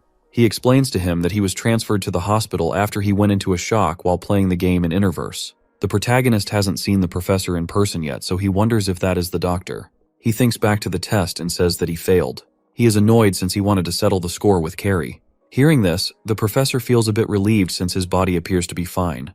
He asks him how he is feeling. Noah tells him that he feels fine and asks how much time has passed even since he was admitted. Without even looking at the clock, the professor tells him that it has been 2 hours. Noah mentions that he has to go somewhere and asks if he can be discharged. The professor questions him if he is referring to the admission tests. He then dramatically takes out his pen and says that same thing he said to him when they both met for the first time. Noah finally realizes that this man is his professor. His reaction isn't that great since the professor looks just more ordinary than he expected. My man got roasted. As the two of them talked, the professor filled him in on the rest of the exam. Carrie won the admission test since she was the last to survive. Even though she won, she appeared to be disappointed with the results. The S rank was not able to make it out of the danger zone in time after his battle with the protagonist, so he was eliminated. Carrie was unhappy because she wanted to have an actual battle with him. This means that our boy is still a D rank. He didn't expect King to die out of the safety zone. The professor tells him that it happened because of his actions. The reason he couldn't escape from the danger zone was because he stood completely still after he went unconscious.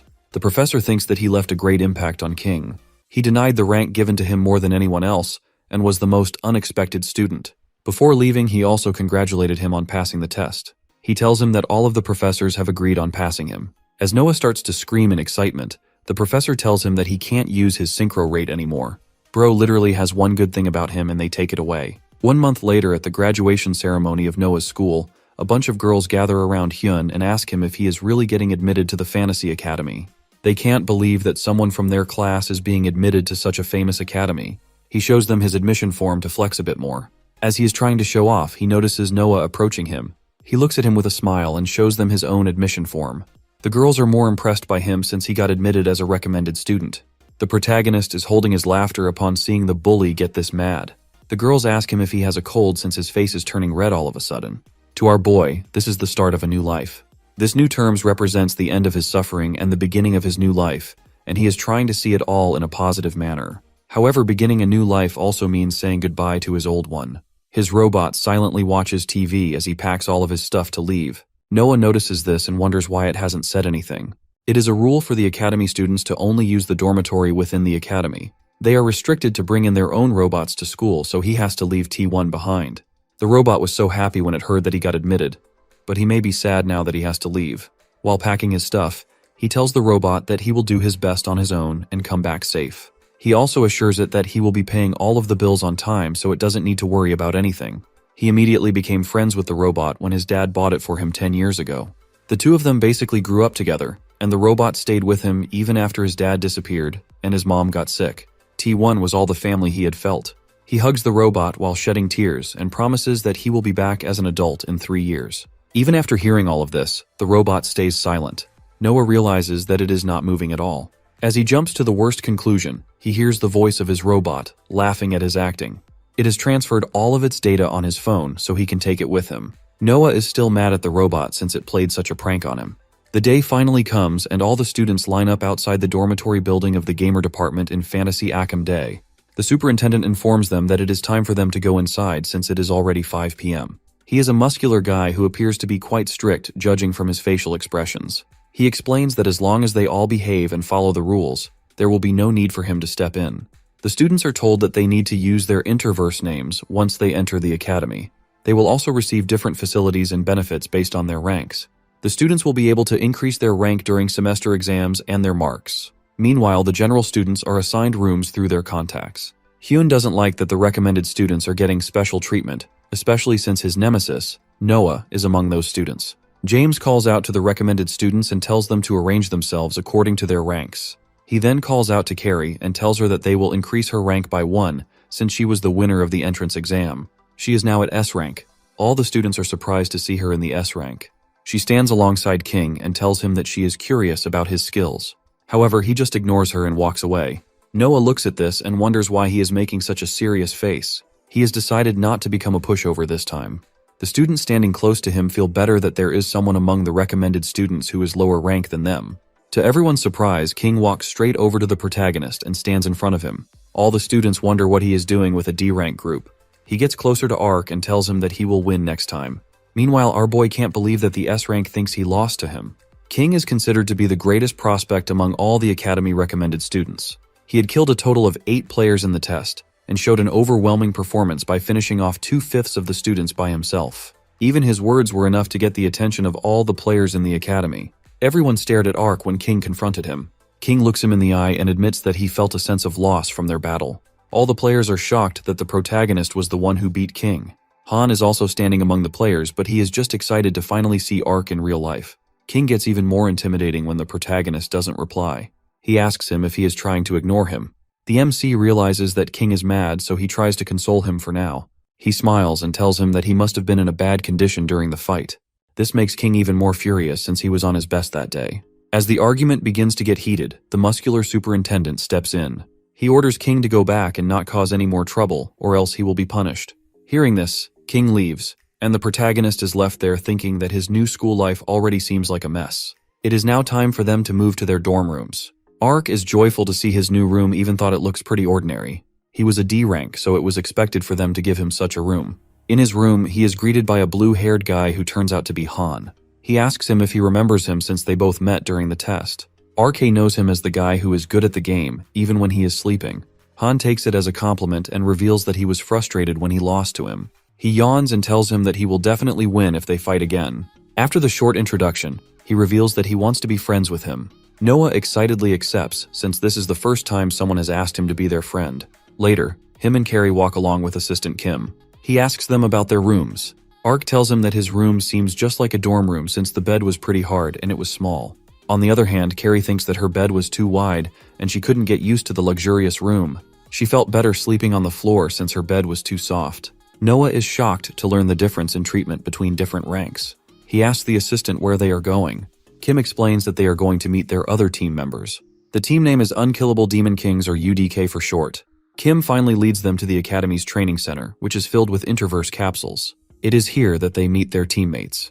Professor Lee explains that these people will be their seniors and they will all play together. The brown-haired guy is named Gaeum Kang-hyun, and his nickname is Force. He is also the captain of the team. The girl is named Seolha and her nickname is Janie. Finally, there is the emo guy whose nickname is Needless. The professor suggests playing a game together since it will allow the group to know each other much better. They will do a 2v2 friendly match to welcome the new students. As they all log into the game, Ark notices that they are in a football ground. Assistant Kim tells them that he didn't want them to get along by fighting on their first day, so they are going to compete in a game of soccer. The senior team consists of Force and Needless, while the junior team has Ark and Carrie. Janie will just be observing the game to keep the numbers equal. Before the game starts, the professor tells them that this simply soccer game may be a good chance for them to test out each other's avatars' proficiencies and game sense. It will help them develop a better understanding of each other, since they will be fighting together in the future. The game has the same rules as a normal soccer match, but if they hit the opponent with the ball somewhere other than their legs, they will stun them for 5 seconds. Moreover, they have 2 item slots which can be used to pick up items during the match. These items will randomly spawn around the field. The first team to get 5 points will be considered the winner.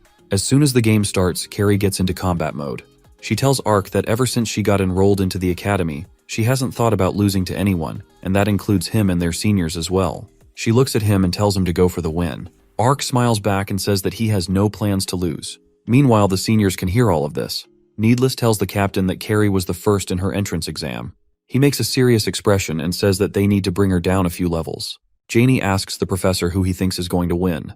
Professor Lee tells her that in their current state, the senior team has a higher chance of winning, but if it was not for a specific condition, the junior team might have had a chance.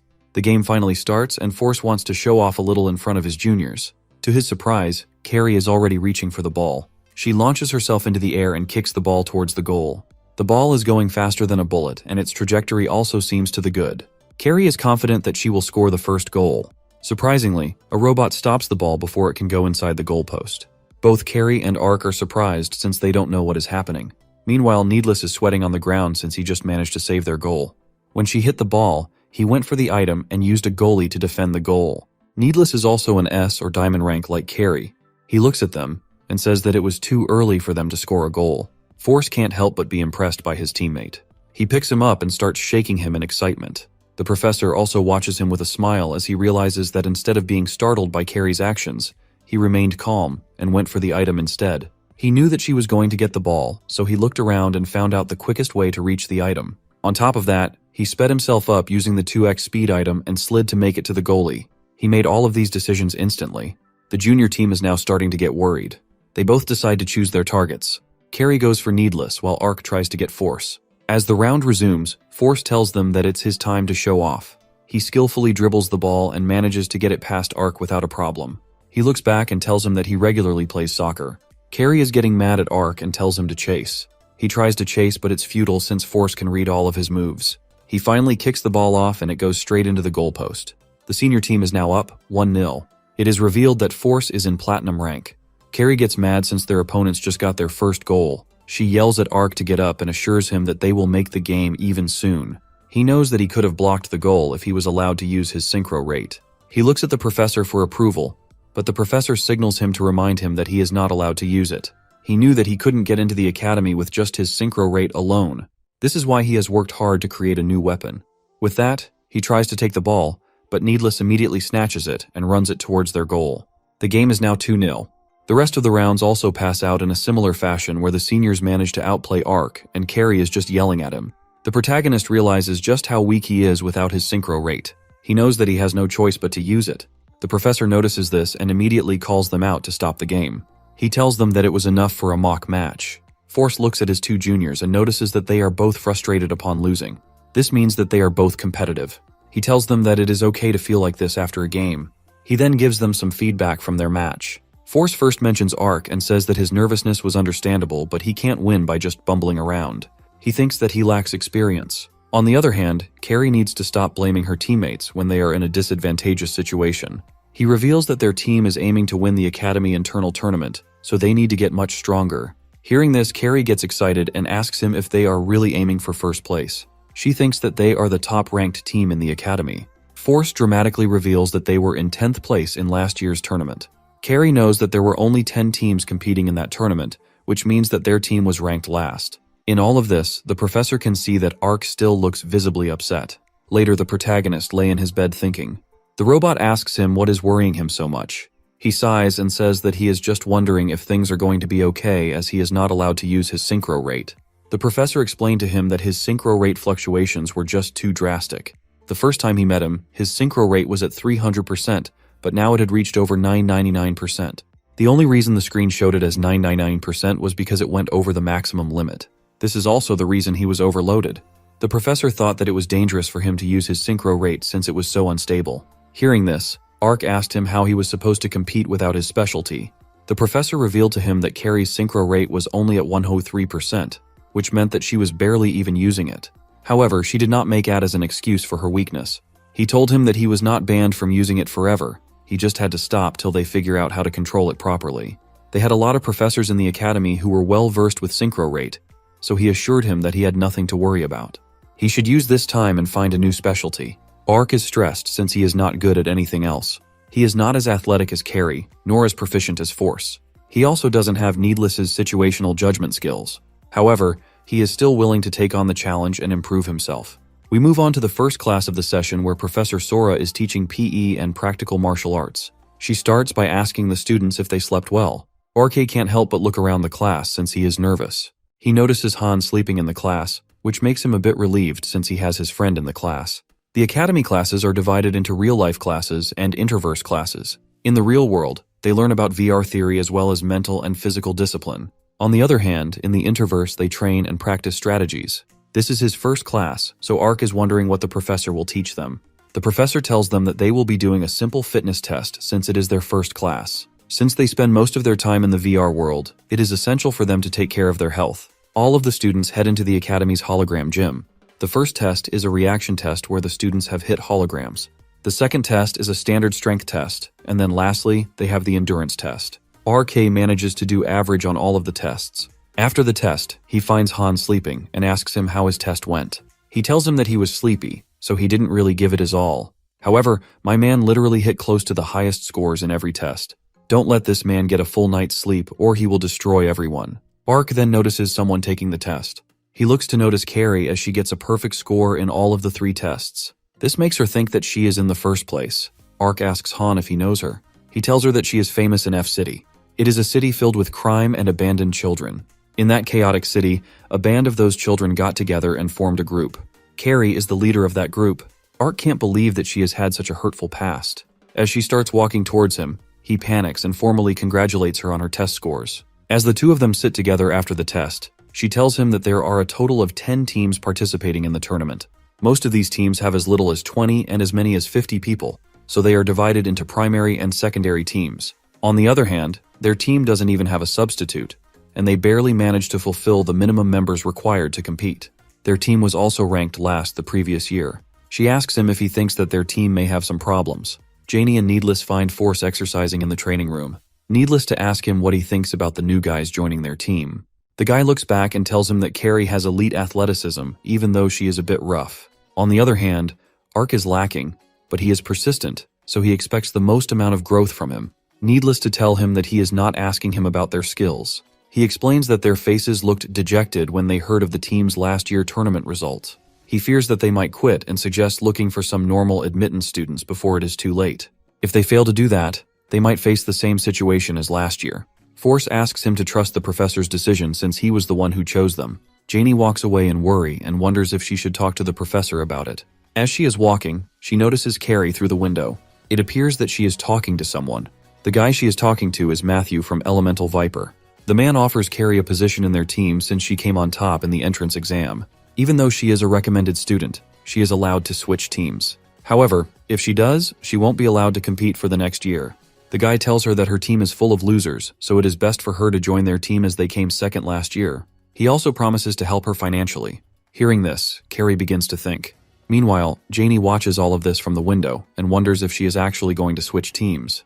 Carrie asks the man how much he is willing to offer her. At the same time, Needless also arrives at the window and starts watching the scene. The man believes that he has Carrie in her palm and asks her how much she wants. He is thinking that she will probably be happy with $2,000. As Carrie starts calculating her value, Needless looks at her in disappointment. To his surprise, she demands $10 million from the man to switch teams. She tells him that this is the cost of the damage to her ego as a potential pro and the negative ramifications of this decision for her future. Moreover, she is also betraying the professor who gave her a chance. She couldn't believe it when the professor told her that he was scouting her. She was just an abandoned orphan from a chaotic city, and she didn't believe that the academy would accept her. Hearing this, the professor told her that she had the talent and that opportunity should be equal for everyone. He said that her environment treated her unfairly, so it was time for her to get what she deserved. Carrie tells the man that the $10 million is a small amount compared to her income as a future superstar. The man gets furious and tries to attack her. Did bro not hear? She is from City F. He gets bodied immediately and starts playing the senior card. However, she doesn't really care and tells him that she has encountered countless people like him in her city who think that poor people will do anything for money.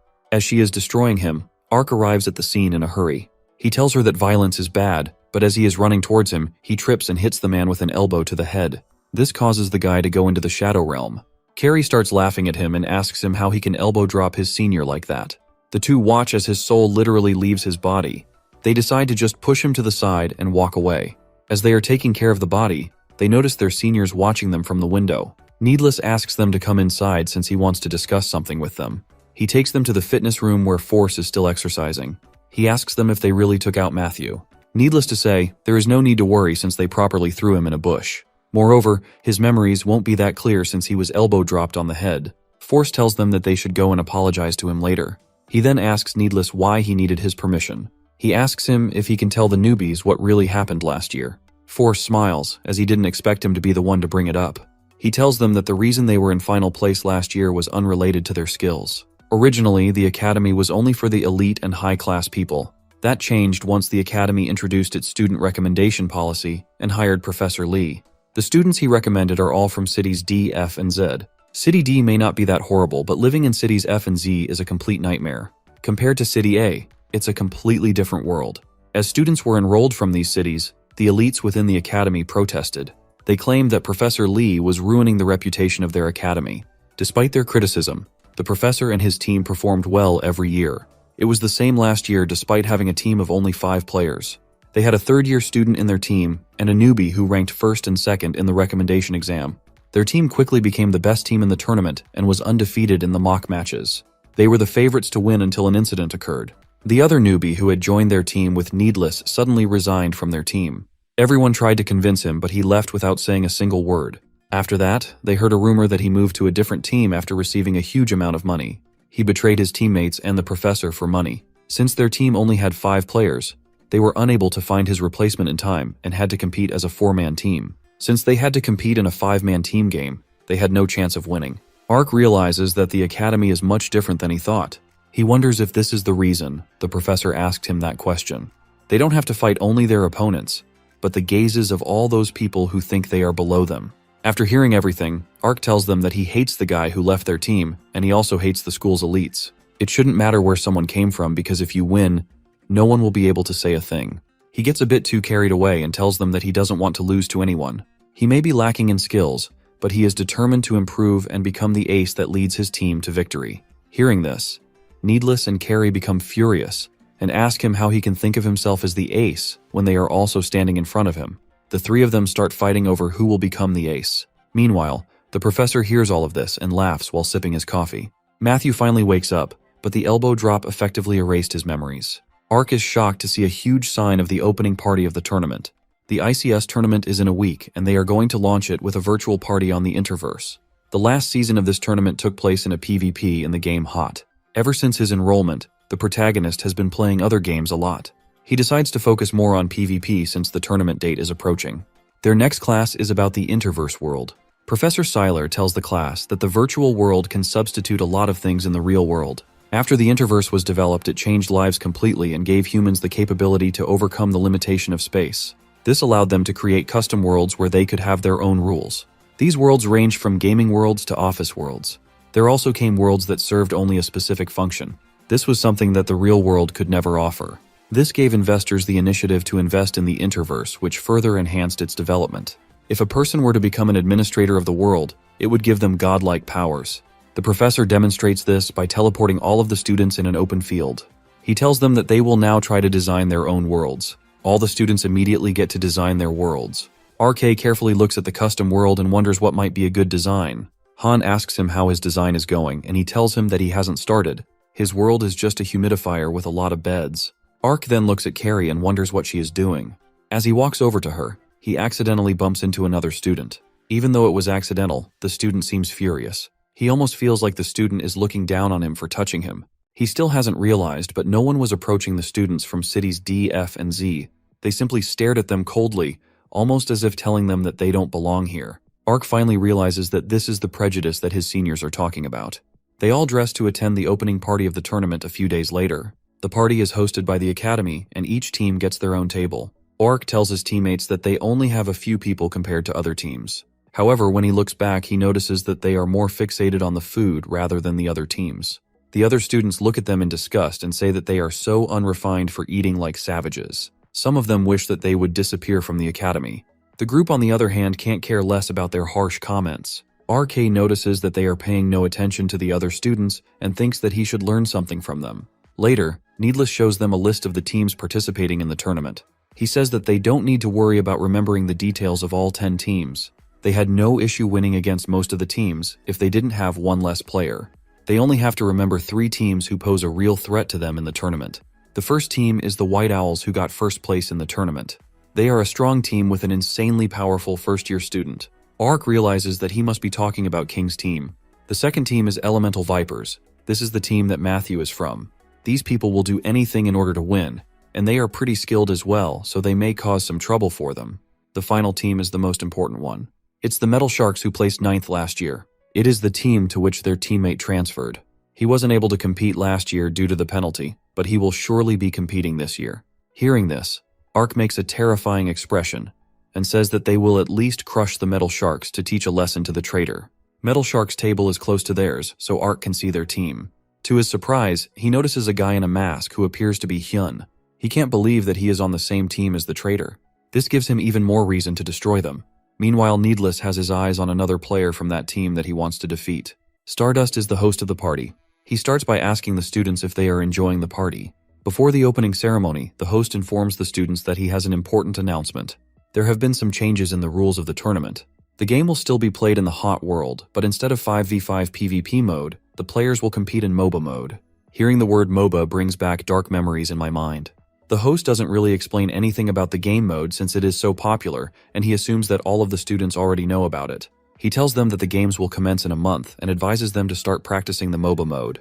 As the team is still processing this mode change, Ark and Carrie reveal that they have never played that mode before. This is shocking for all the other players since the mode is so popular. The protagonist explains that he didn't really have any friends, so he enjoyed the PvP mode more. On the other hand, Carrie didn't want to try any other mode until she got the first rank in PvP. They both assure the seniors that they will learn the new mode in no time. The team has a formal meeting with the professor, where they discuss this issue. They only have a month left for the competition, so Needless asks the professor what they are supposed to do. Other teams have already started working on their strategies. The professor tells them that it is all fine since the MOBA mode still has the same base mechanics.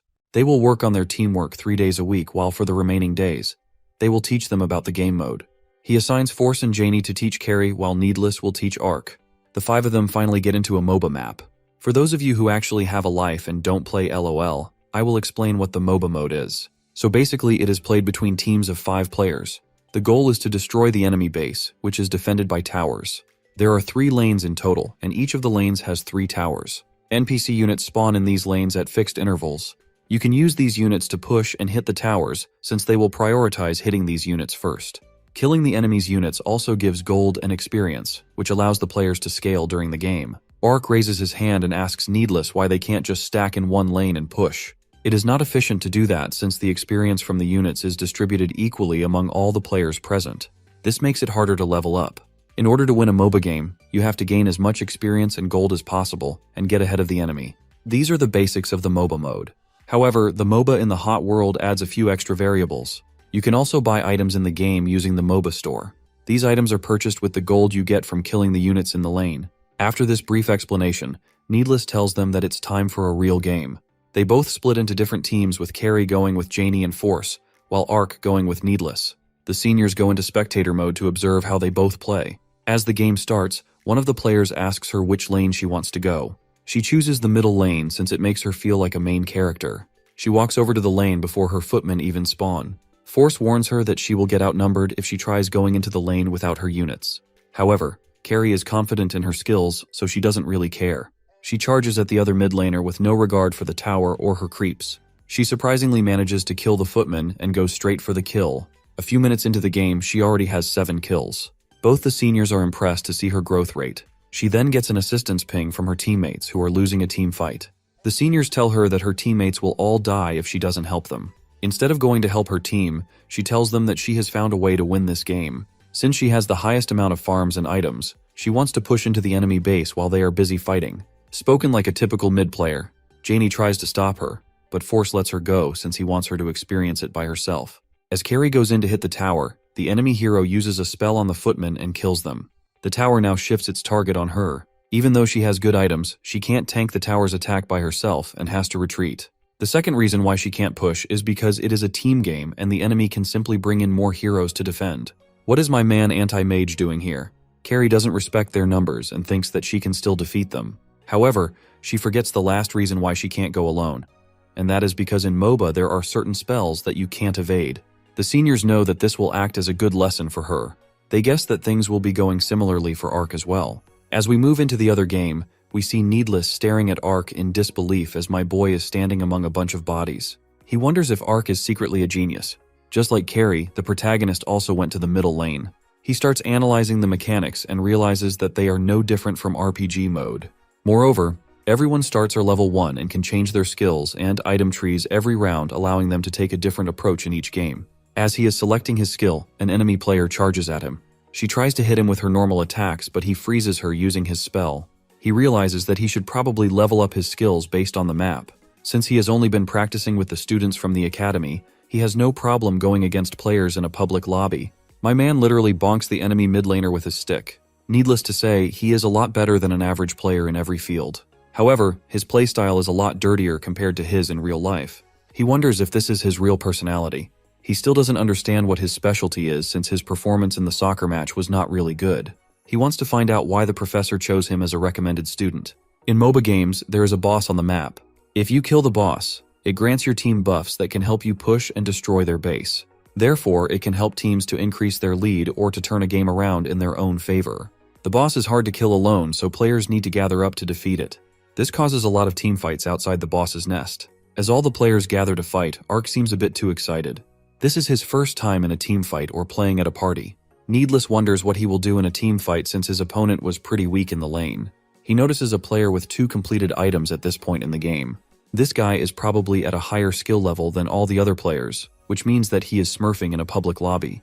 It basically works by purposefully decreasing your rank by making a new account, or using a friend's account to play against weaker players. As the smurf is busy bullying other players, he gets hit by a skill shot from Ark.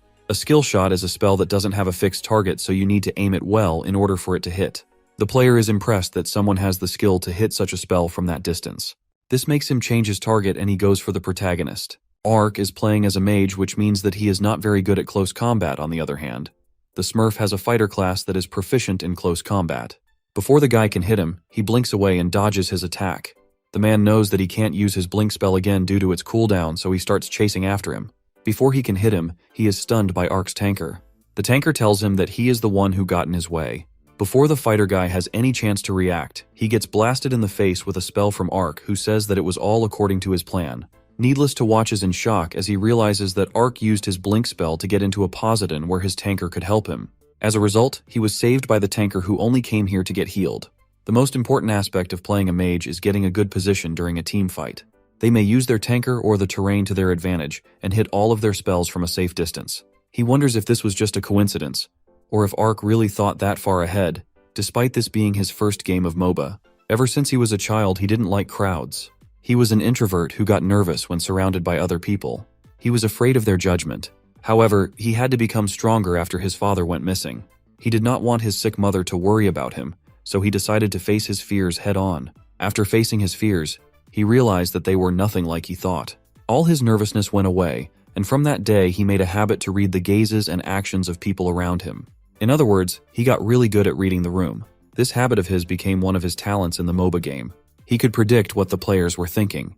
Ark purposefully ignores the enemy carry who is trying to attack him and gets him into a position in front of his other teammates. This allows him to line up his enemies and hit all of them with his ultimate spell. Needless is speechless upon witnessing this level of gameplay and wonders if Ark has been a genius all along. After their training matches, the group meets again to discuss the results.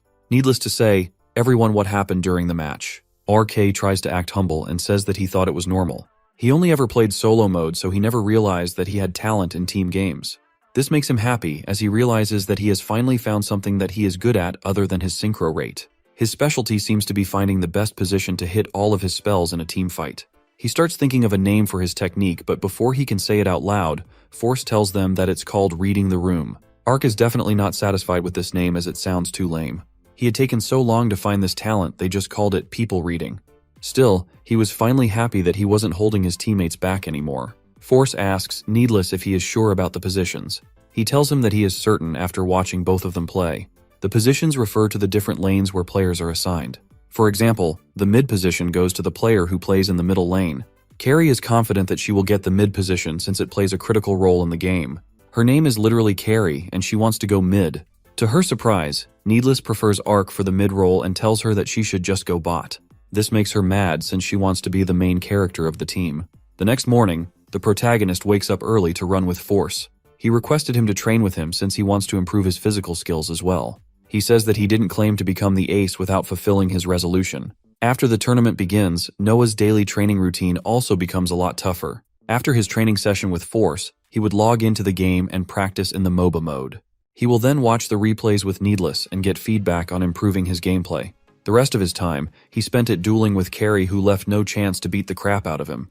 There was no time to rest in his schedule, but with his newfound talent, he enjoyed every second of becoming stronger.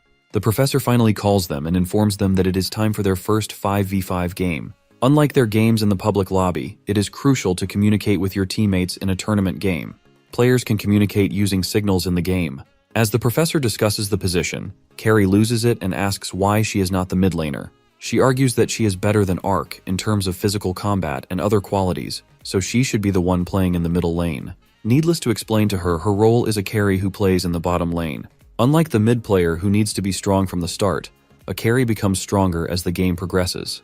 This means that they are the ones who decide the flow of the game later on. Hearing this, Carrie changes her mind and agrees to play in the bot lane. Their match finally starts. Ark feels confident in the mid lane as he has gotten used to the planning phase at this point.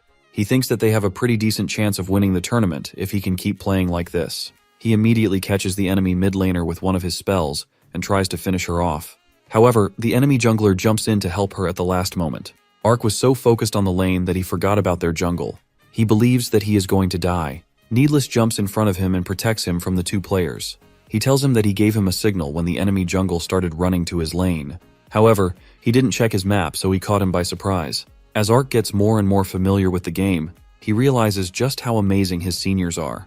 Each of them serves a crucial role in the game. The first one is Force, who is their tank. His job is to face multiple enemies in his lane and survive. He is the one who has to tank all the spells and damage the enemy. Then they have Janie, who plays the support role. Her job is to help Carrie reach her potential by supporting her in the lane. She heals her when she is low and saves her from ganks by other learners. Finally, they have to know who is their jungle. He farms his gold and experience by hunting the monsters in the jungle. His job is to roam around the map while assisting other lanes. He works as the commander center of the team and strategically leads them in all parts of the game. He blocks the enemy jungler's attack and signals Ark to use his spell. He immediately does as instructed and gets a kill. After helping the mid lane, Needless heads over to a different lane. Before leaving, he tells the protagonist that he will be getting more feedback after the game. Ark truly believes that they can win the tournament with their current team. As they are discussing their match while watching the replay, Assistant Kim walks into the room and informs them that the matches have been announced. Their first match is against Elemental Vipers, the team that placed second in the previous tournament. Kim tells them that they are a good way for them to show themselves to the world. Their entire match will be broadcast to the entire world. After hearing the name of the team, Carrie immediately gets aggressive and suggests that they should go and teach those guys a lesson. Kim tells her to calm down since things are going to be different this year. He reveals that the team didn't play fair due to their captain, but he graduated last year, so they will probably have a new captain. Matthew is the most likely candidate to become the captain, but to their surprise, the captain is a first-year student named Royd. Is he the guy who tried to team up and take down King?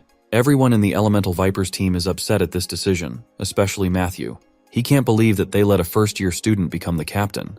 Royd sits on his chair like a king and reads about the team that they are going to face in the tournament match. He is excited to learn that it's the team with the guy who managed to win against King. Kim takes Carrie and Ark to his room to give them some uniforms for their team.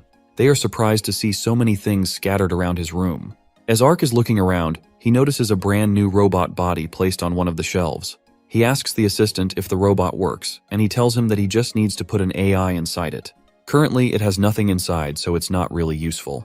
He reveals that he used to have a hobby of collecting robots, but he saw them more like decorative pieces or figurines. He got rid of most of them when he was hired to be a TA at the academy, but he just couldn't sell this one since it is a limited edition. As Kim finally finds the uniform, he hears a voice asking him if the robot will work if you put an AI inside it. He thinks that it's Ark talking to him, so he asks him why he is speaking to him so informally all of a sudden. However, when he turns back, the protagonist tells him that it was his AI talking to him. He pulls up his phone and shows him T1, who is smiling. Kim is impressed by the AI's speaking abilities, since it appears to be quite advanced. The AI tells him that it is getting sick of being inside a cell phone, and asks if it can borrow the robot's body. He butters him up a bit, so Kim has no choice but to accept. T1 is excited to finally be in such a premium robot body. He notices that everyone is staring at it, so he asks them if they have never seen a robot. Ark and the assistant watch from a distance as all the other group members gather around the robot and comment on its cuteness. The protagonist asks the assistant if it's okay to have his AI friend stay in the robot. Kim tells him that it's completely fine since the robot body is just sitting in the corner anyway. He knows that it is a robot that has stayed with him since his childhood, so maybe it wants to watch his games in person. The protagonist still can't believe that the matches are going to start tomorrow. He is determined to win no matter what. The tournament officially begins with Stardust and the Goldfish guy as the commentators. They announce that the first match of the tournament will be held in the floating Fantasium. Before the match starts, there is going to be a speech from the Academy director. The director walks over to the mic and tells everyone that he is a big fan of the tournament. It allows him to see the incredible talents of the students in his academy. All the students have put their blood and sweat into training for this event, but there can only be one victor. He urges the players to try their best and hold no regrets. The first two teams are called out on the main stage for their official match. Team 1 is the Elemental Vipers, while the second team is the Unkillable Demon Kings. The crowd excitedly welcomes both of the teams into the arena. All of the players are wearing special eyeglasses. It allows them to see each other's interverse avatar despite being in the real world. He wonders if this is due to the hologram projector on the side of the arena. Seeing this level of detail makes him even more excited for the match. Matthew looks at him with a confused expression since he remembers seeing him before. However, he stops thinking about it as his head hurts again. The professor coaching Team Vipers makes fun of the professor and says that he actually managed to gather the minimum number of players for a team this year. He says that the results will still be the same as last time and tells him that he is hoping for a good game. Professor Lee shakes his hand and tells him that it might not be a good game for him since his students are a lot stronger than he can imagine. Noah looks at the professor with a smile since he has never seen him try to intimidate someone before. As the two teams stand facing each other, Royd looks at the protagonist and starts telling him all of his personal details. It has the same energy as telling someone their address in an online game. The guy even knows about his parents. This makes Ark confused and he asks him how he knows all this. Royd doesn't respond and simply wishes him good luck for the match. Carrie casually comes between them and stares him straight in the eyes. With a terrifying expression, she asks him to shut up or he will lose a few of his teeth. One of the members of his team interferes and keeps her at a distance from Royd. He laughs and says that he expected this much from her since she is the problem solver of the F-City slums. He asks her if she doesn't value her life since it is so worthless. Meanwhile, the commentator is getting hyped due to the trash talk. This will make the game even more exciting for the crowd. Before the game begins, Needless calls out to Ark and tells him not to think too much about what the opponent said. He tells him that he is just trying to get inside his head. My man doesn't care about anything. He just wants to get into the match and take him down. The match finally begins and all players are teleported into the map. Royd meets Ark in the middle lane and realizes that his fighting spirit is still up. He is excited to test out the skills, which were able to beat King. The commentator asks the analyst what he thinks about the match. The goldfish guy tells him that the laning phase will be the most important factor of this game. Team UDK seems to have a favorable matchup when it comes to the jobs, but Team EV has better late-game scaling. This means that if they can manage to drag out the game till late, they will have a higher chance of winning. Royd is playing as a necromancer. It should be a bad matchup for him to face a mage, but he is having no trouble at all. He thinks that the protagonist is just a really bad later. This makes him wonder how he even managed to beat the king. He stops thinking about it and signals one of his teammates to start the attack. The guy he just signaled is at the bot lane. He immediately goes in to attack Janie, who manages to block his attack. Since the raptor guy attacked her while her footmen were still alive, they changed their target to focus on him. This causes the raptor to take a lot of damage. He is now low on energy and has to go back to base to regenerate. One of Ark's teammates informs him that they have spotted the enemy jungler on the upper side of the map, so he should be careful for a gank. There is a mechanism in MOBA where you can't see your opponent up to a certain distance. This makes it easy for them to sneak up on players from their blind spots. It is good practice to draw a dangerous line for the enemy jungler during the landing phase, and never to cross that line. Since Ark knows that the enemy jungler is on the top side, he has his eyes on that area for a potential gank. Seeing him avoiding that area makes Royd laugh, and he asks him if he is worried that the jungle would gank him from that spot. To his surprise, the enemy support appears from the opposite side and stuns him using one of his spells. Royd tells him that junglers aren't the only ones who can gank other lanes and finish him off. The first kill goes to the mid laner of Team EV. The analyst explains that when the enemy support tried to attack at the bottom, it was on purpose. He did it so he would have a reason to go to base. Team UDK thought that he was going to come back to his lane, but instead, he went to gank mid. While awaiting his respawn, Ark wonders if the enemy team was aiming for that gank from the start.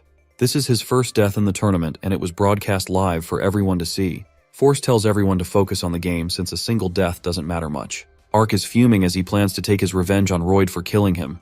After returning to the lane, Royd notices that he is playing a lot more safe now. He is staying close to his tower so he can't get ganked.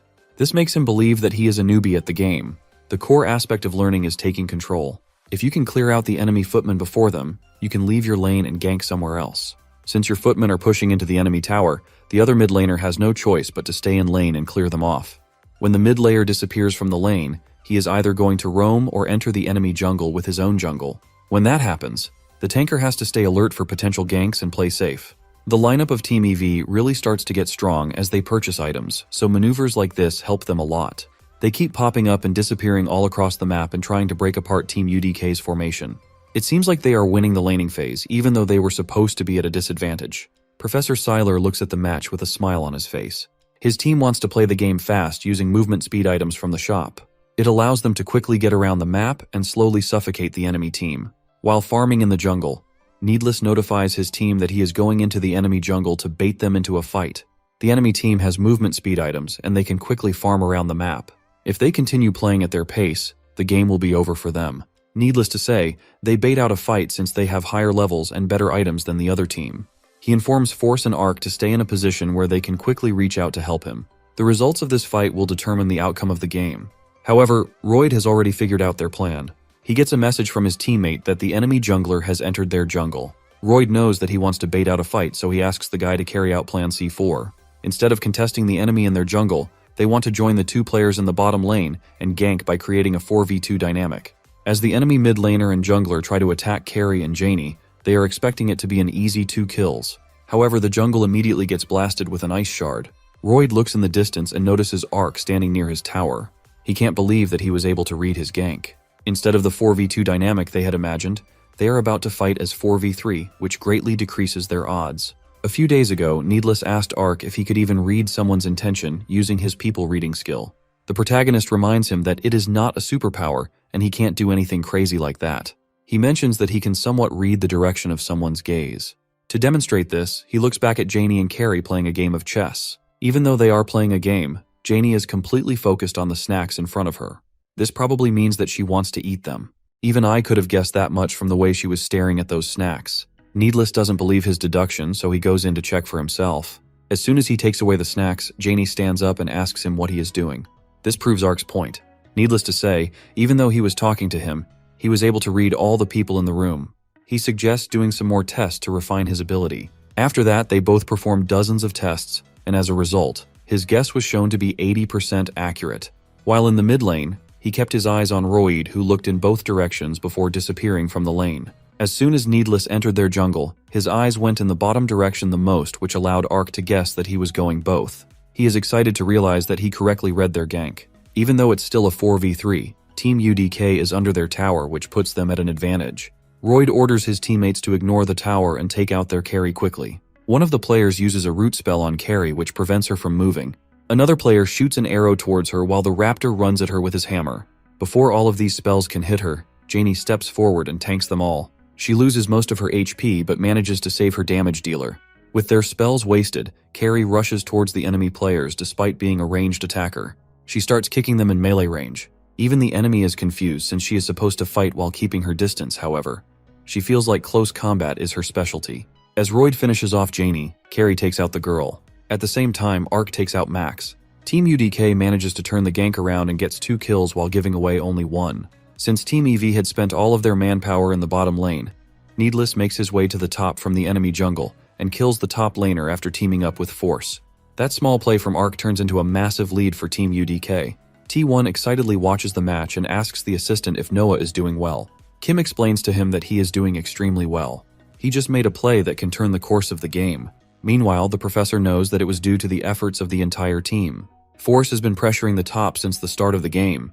If he hadn't held out on his own, the game could have gone in a different direction.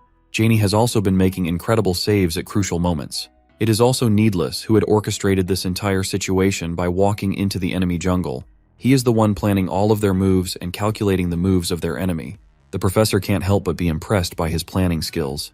Team UDK starts to snowball with the lead they built up at the bottom lane. They manage to take down the second tower and charge towards the enemy barracks. Needless calls out to Force and reminds him how they lost against EV the previous year. The stadium was entirely cold and silent. It felt like they had disappointed the crowd. He wants to create a situation where the crowd can't help but cheer for them. He says that they should end the game with a 5v5 team fight. The tournament organizers interviewed members of the other teams to ask them about which team would win the first round of the tournament. Almost all of the members thought that EV was going to win since UDK was last the previous year. However, the actual game is telling a completely different story. Team UDK continues to push with no signs of stopping. They are now sieging the tower in front of the enemy barracks. The tower is quickly destroyed and they continue forward. Royd starts to panic and he realizes that they might lose the game. He doesn't want to give up yet and believes that they can still come back. He calls out to Wands, who is waiting for his signals in the enemy backlines. Royd wants him to start the fight by taking down their main damage dealer, which is Ark. Wands thinks that they can easily take him down since they already killed him once during the early stage of the game. However, before he can even come near them, he is spotted by Ark. He informs Carrie about the enemy player and she quickly starts attacking him. He finishes him off with a fire blast. Royd can't believe that the protagonist actually read their attack. He was literally dead weight for the majority of the laning phase, but now that his team was fighting together, he had completely changed. Noah keeps his focus sharp even after the kill because he knows that the game is not over yet. He starts reading all of his allies and opponents carefully and gets into a position where he can deal the maximum amount of damage.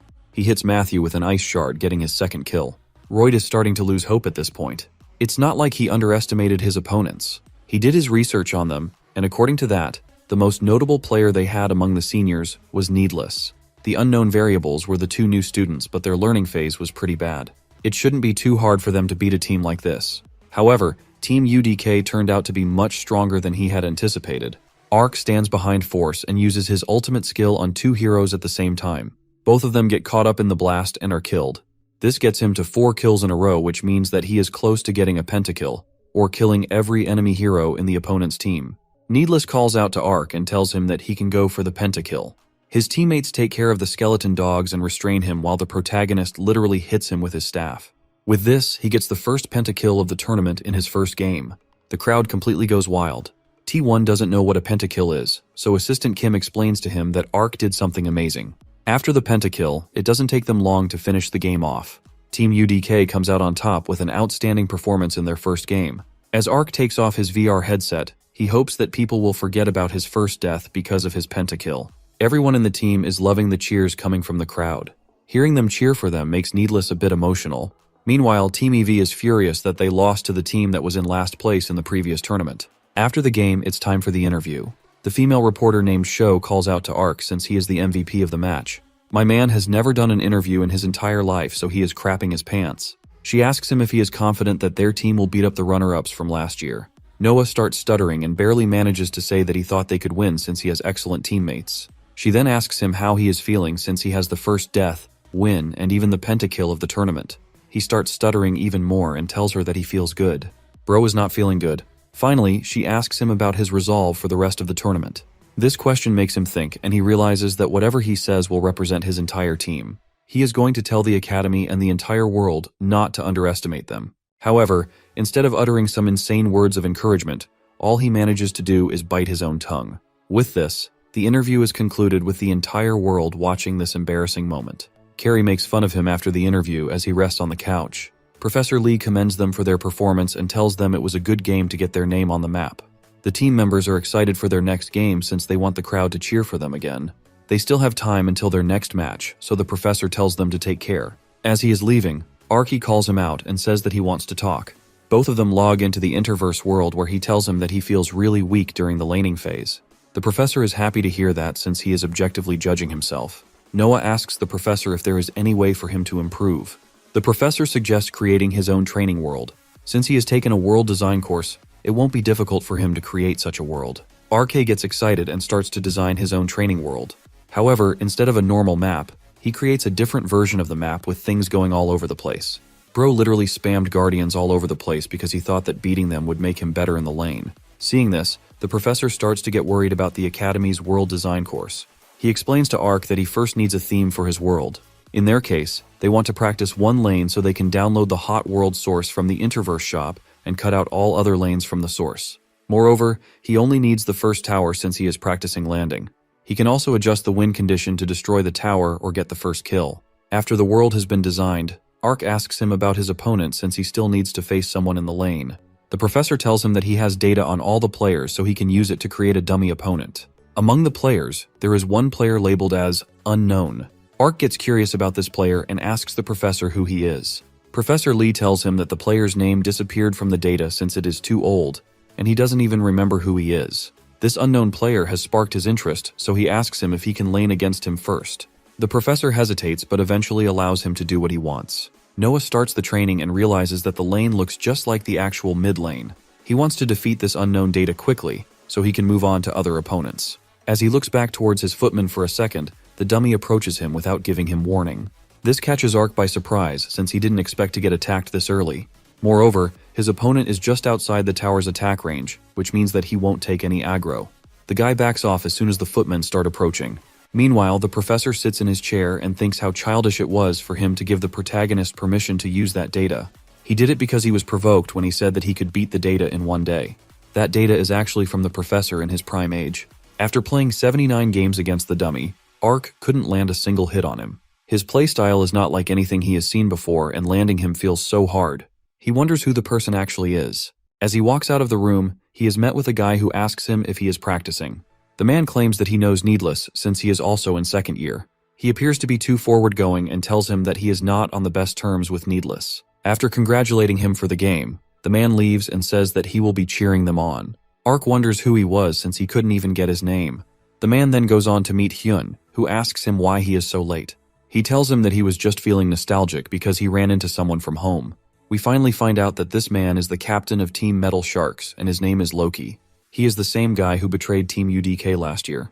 The next day while running, Force asks Noah if he is overworking himself. He has been conditioning with him every day and then goes through professor's training after that. The protagonist says that it is no problem for him since it seems fun. As they are running, he asks him how he can get better in the lane. Force advises him to have some tenacity while learning. Hearing this, he decides to be tenacious in the lane. However, even that doesn't work out against the professor's data. Later he goes to watch another team game with his team. He is excited since this is his first time watching a game as a spectator. Force asks him to pay full attention to every play, and he immediately locks in. It is the last match of the first week, and they will be taking a 2 days break after this.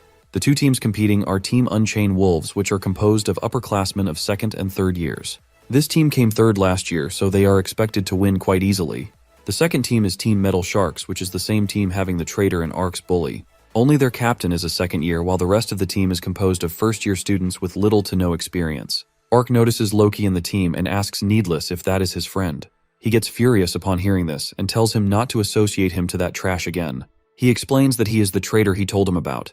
Loki talks to his team before the match and assures them that there is nothing to be nervous about. They will simply play as they have trained and not make any mistakes. Hyun is acting a bit strange before the match, and it seems like something is not right. As the match begins, Ark notices that Hyun is their mid laner.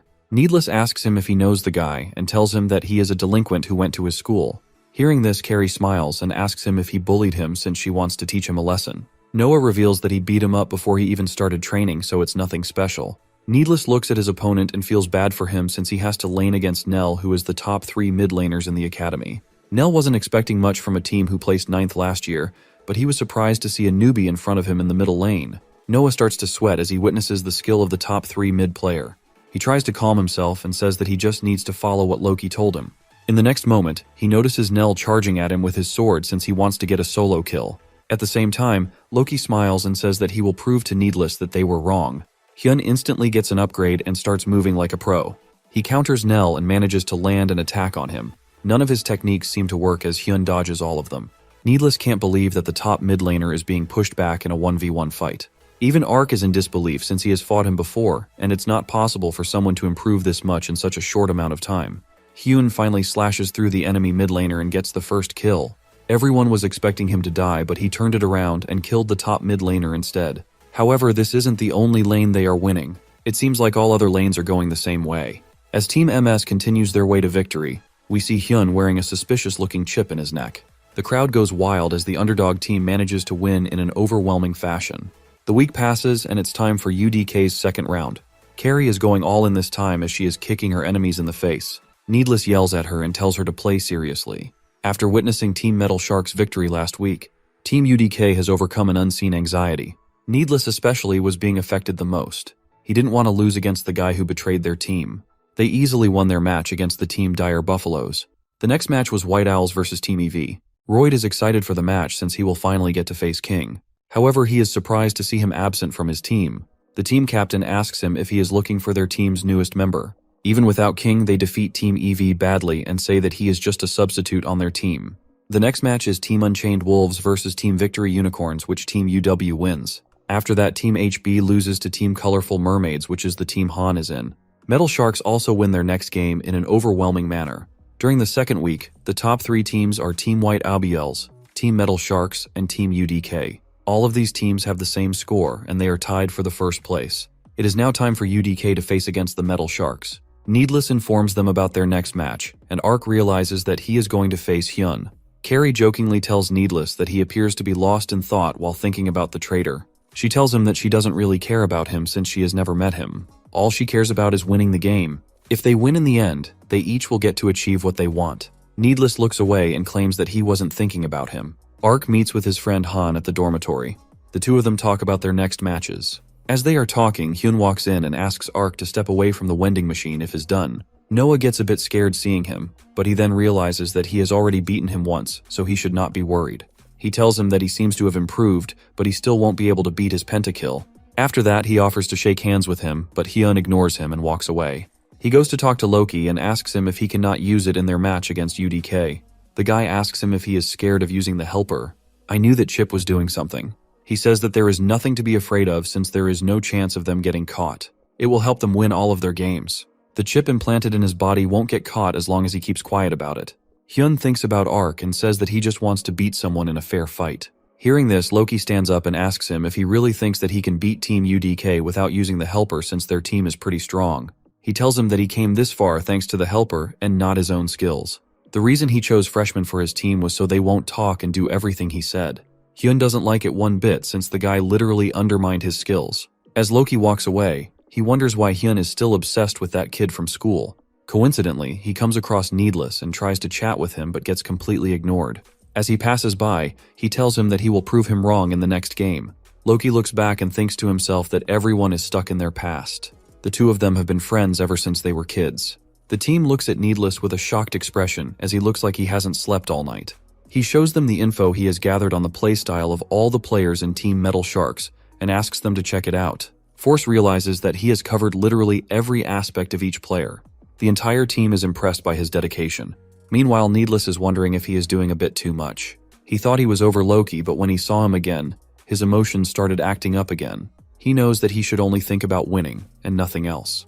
He can't win the game alone. He needs everyone to combine their strengths and work together. Ark looks at him and notices that he is quite stressed. However, he is also excited since he has all that data about Hyun, which he can study and use to beat him again. He goes into the custom training world to train with the professor's data again. Like always, he is no match for the data, but it is helping him learn the areas where he is lacking. The thing he needs to work on most is his timing.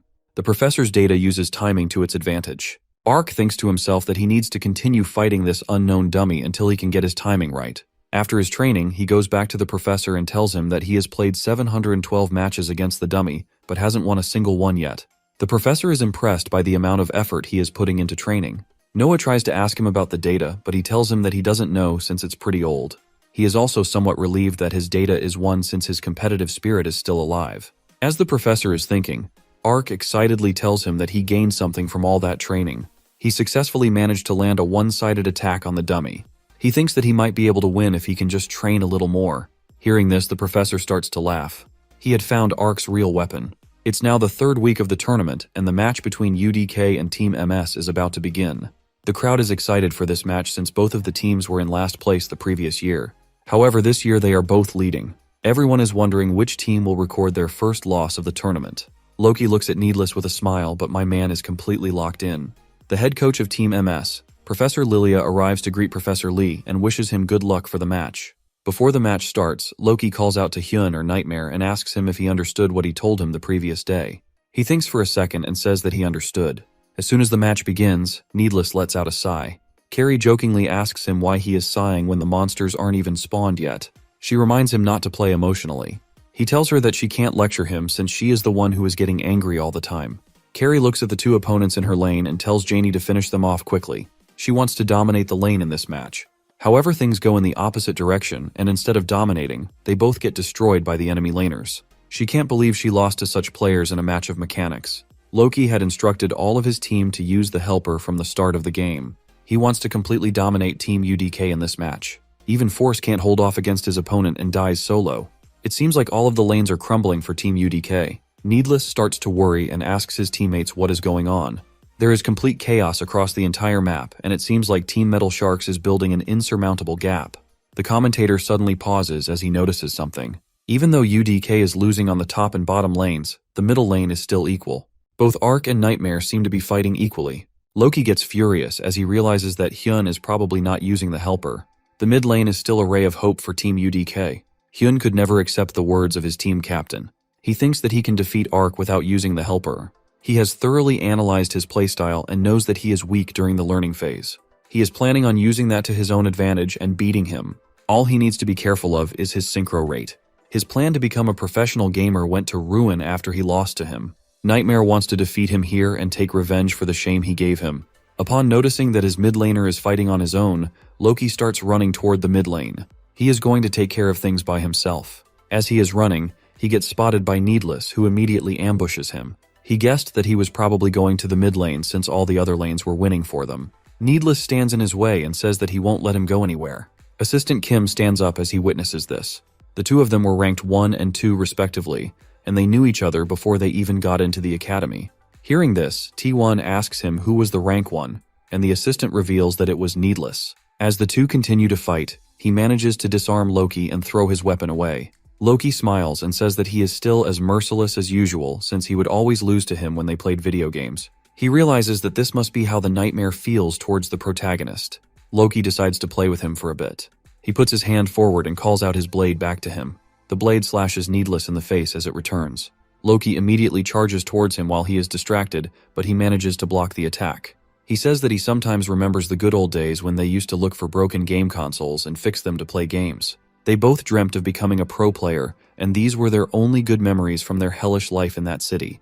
Needless to tell him that he was the one who destroyed those memories since he left the team. Loki says that he must have never agreed to it even if he told him that's why he never mentioned it. Needless manages to stab him in the shoulder as they continue to fight. He says that even if he was against it, he should have told him since they were friends.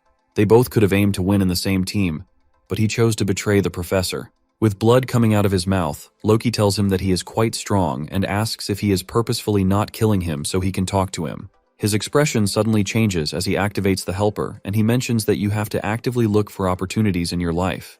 With this, he instantly slashes one of his arms off. Needless did not even get time to react. With one of his arms gone, he tries to kick him, but the helper allows him to block his every move. He keeps switching between different stances and showcases elite martial arts skills. Needless has no chance to go against him when he is using the helper. Loki brutally destroys him.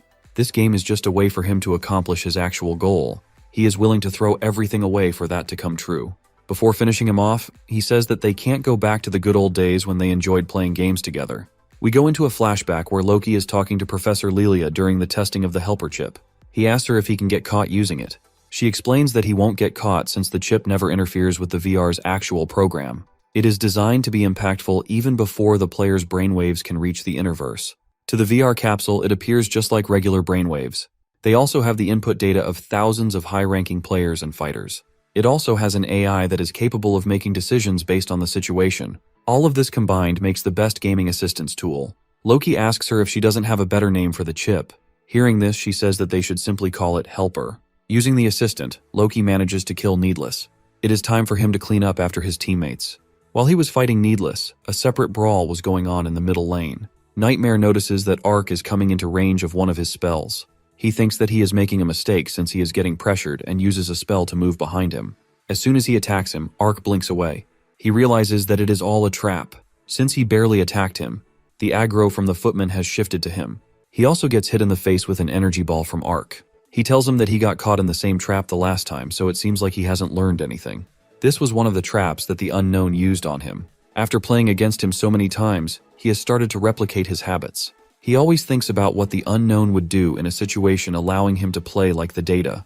Even the professor notices this change in his playstyle and realizes that he has improved a lot in the past 2 weeks. After playing against the professor's data for so long, laning against Hyun feels easy to him. Nightmare gets furious as he sees him smiling. After he lost to him, he trained and studied like crazy in order to become stronger. He didn't like the idea that he might not actually be talented. He had to beat him using his own skills in order to prove to himself that he wasn't a loser. As he charges at him, Ark notices that he can kill him simply by using his long-range attacks. Nightmare finally has the realization that he may lose to him again. He remembers the words of Loki and tries to tell himself that he wants to win. Despite believing it, he can't seem to picture his team with the trophy. At this point, he has figured out that Ark is much stronger than him. He is one hit away from being killed, and he doesn't want that to happen, so he uses the helper at the last second. This allows him to evade the attack. Loki walks into the lane at the same time and laughs as he watches him using the helper. After this, Team UDK has no chance to come back since their mid lane has also lost. They lose the game by a huge margin. Loki walks over to Hyun after the game and says that he will let his actions slide since he used the helper in the end. He looks over to Needless and the rest of his team, all of whom appear disappointed by their performance. Professor Lee, who has been watching the entire match, carefully realizes that something is not right. The entire team sits together in silence as they dread over their first loss. Force can't believe that he got defeated so easily in the lane despite only having a minor difference in physical strength. Carrie is the most disappointed since she lost to her opponents in a battle of physical strength. Ark seemed to be playing well in the beginning of the match, but after a certain point, his opponent became insanely strong. The professor tells them that there is no need for them to be disheartened since they didn't make any bad plays.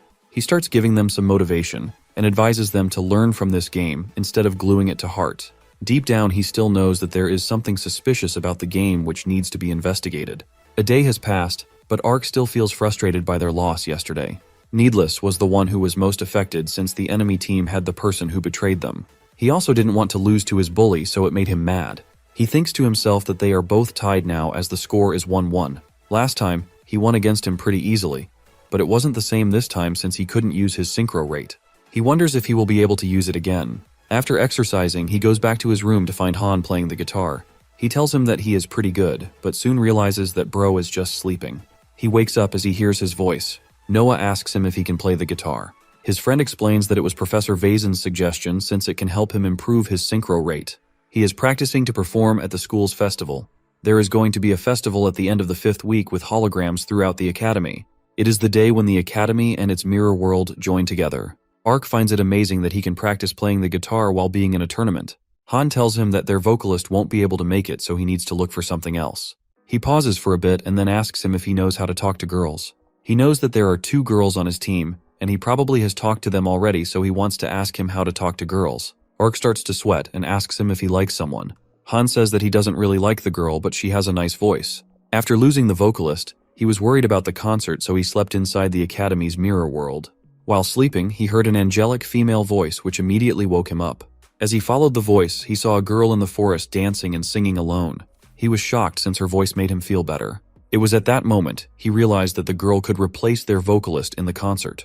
However, as he tried to recruit her, he told her that he wanted her. Hearing this, the girl got creeped out and ran away. My man out here scaring girls. He asks Ark for his help since he really wants her to be the vocalist. The 2 of them hop into the mirror world, but with so many people around, it is not easy to find her. Han uses his good sense of hearing to track her voice down and starts running towards him. The 2 of them finally find that girl as she is singing in the forest again. Ark immediately understands why Han is so interested in the girl. Her voice feels like it can heal someone. She suddenly looks back and notices the 2 of them awkwardly standing in front of her. She looks at Han and asks him why he keeps following and harassing him. Noah steps forward and explains to her that it is just a misunderstanding.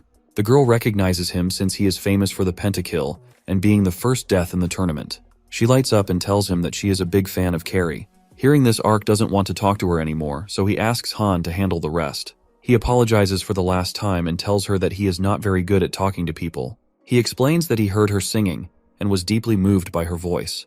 He asks her if she would like to join his band as the lead vocalist and play in the festival. She asks him if she will be singing in front of the people in the academy. This makes her even more excited, and she immediately agrees. However, she has one strange condition. She doesn't want them to find her in real life. It's probably a Discord mod behind that avatar. Han tells her that it won't be a problem as long as she can be together with them on the stage. The girl asks him to meet him at the same place tomorrow at 1 p.m. and leaves. As she is walking away, she turns back and tells them that her name is Haruru. Back in the real world, Ark and Han talk about the girl who seems to have a much brighter personality than expected. They still can't understand her request to not meet in the real world. Noah wonders if she is actually a ghost or an NPC that doesn't even exist in real life. Bro is reading too many comics. The next day, Haruru practices for the concert with the rest of the band members. Just like Han expected, her voice fits perfectly with the rest of the band. She seems joyful to be able to sign in the Innerverse. After training, one of Han's friends comes over to him and tells him that she has an amazing voice. His other friend goes over to her and tries to ask for her phone number, but she declines. After seeing him defeated, the second friend tries his luck and invites her to an after party, but she declines him too. Han tells him that he also won't be coming to the party. Hearing this, both of his friends walk away in disappointment. After they are gone, Haruru calls him out and asks him if he wants to go for a walk. While walking together, she talks to him about their practice and thanks him for giving her the chance to sing freely. She then asks him if he really meant what he said yesterday. Han says that he really meant it. Hearing this, her eyes light up and she quickly looks away. She tells him that his words really hit her hard. She knows that he can read people's emotions, so she asks her if he can read what emotion she is feeling right now. Instead of answering her, he says that he is feeling sleepy and wants to go back. Before leaving, he asks her why she doesn't want them to look for her in real life. The question makes her think for a second. She smiles and tells him that she is a ghost who wanders around in the Interverse and doesn't have a real body. He can sense her odd heartbeat. Every time this topic is brought up, all of her emotions become intertwined, and he can't really sense what she really feels. He responds to her by saying that she reads too many comics. Meanwhile, the protagonist is facing a bigger problem with his team. Needless and Carrie are arguing with each other, and he doesn't really know what to do about it. The next match of Team UDK is against Team Stun Death Scythe. The analyst predicts that Team SD will struggle quite a bit during this game since most of their main players have already graduated. The team has been on a losing streak since the remaining players lack the needed experience. On the other hand, Team UDK looks solid despite their last loss to Team MS. Unless something unexpected happens, the game should be easy for Team UDK. After hearing the game analyses, the commentator is shocked to notice that the gold lead is in favor of Team SD. Despite being less skilled, the team is starting to pick up the lead. Needless seems upset as he keeps giving more and more orders to his mid laner. Because of this, Ark feels overwhelmed and he can't properly play his own game. On the other hand, Carrie also seems to be struggling in her lane. It appears that she is not playing like her usual self. She wants to make sure that she was just having a bad day during their previous match. The team is unstable and their communication looks like a complete mess.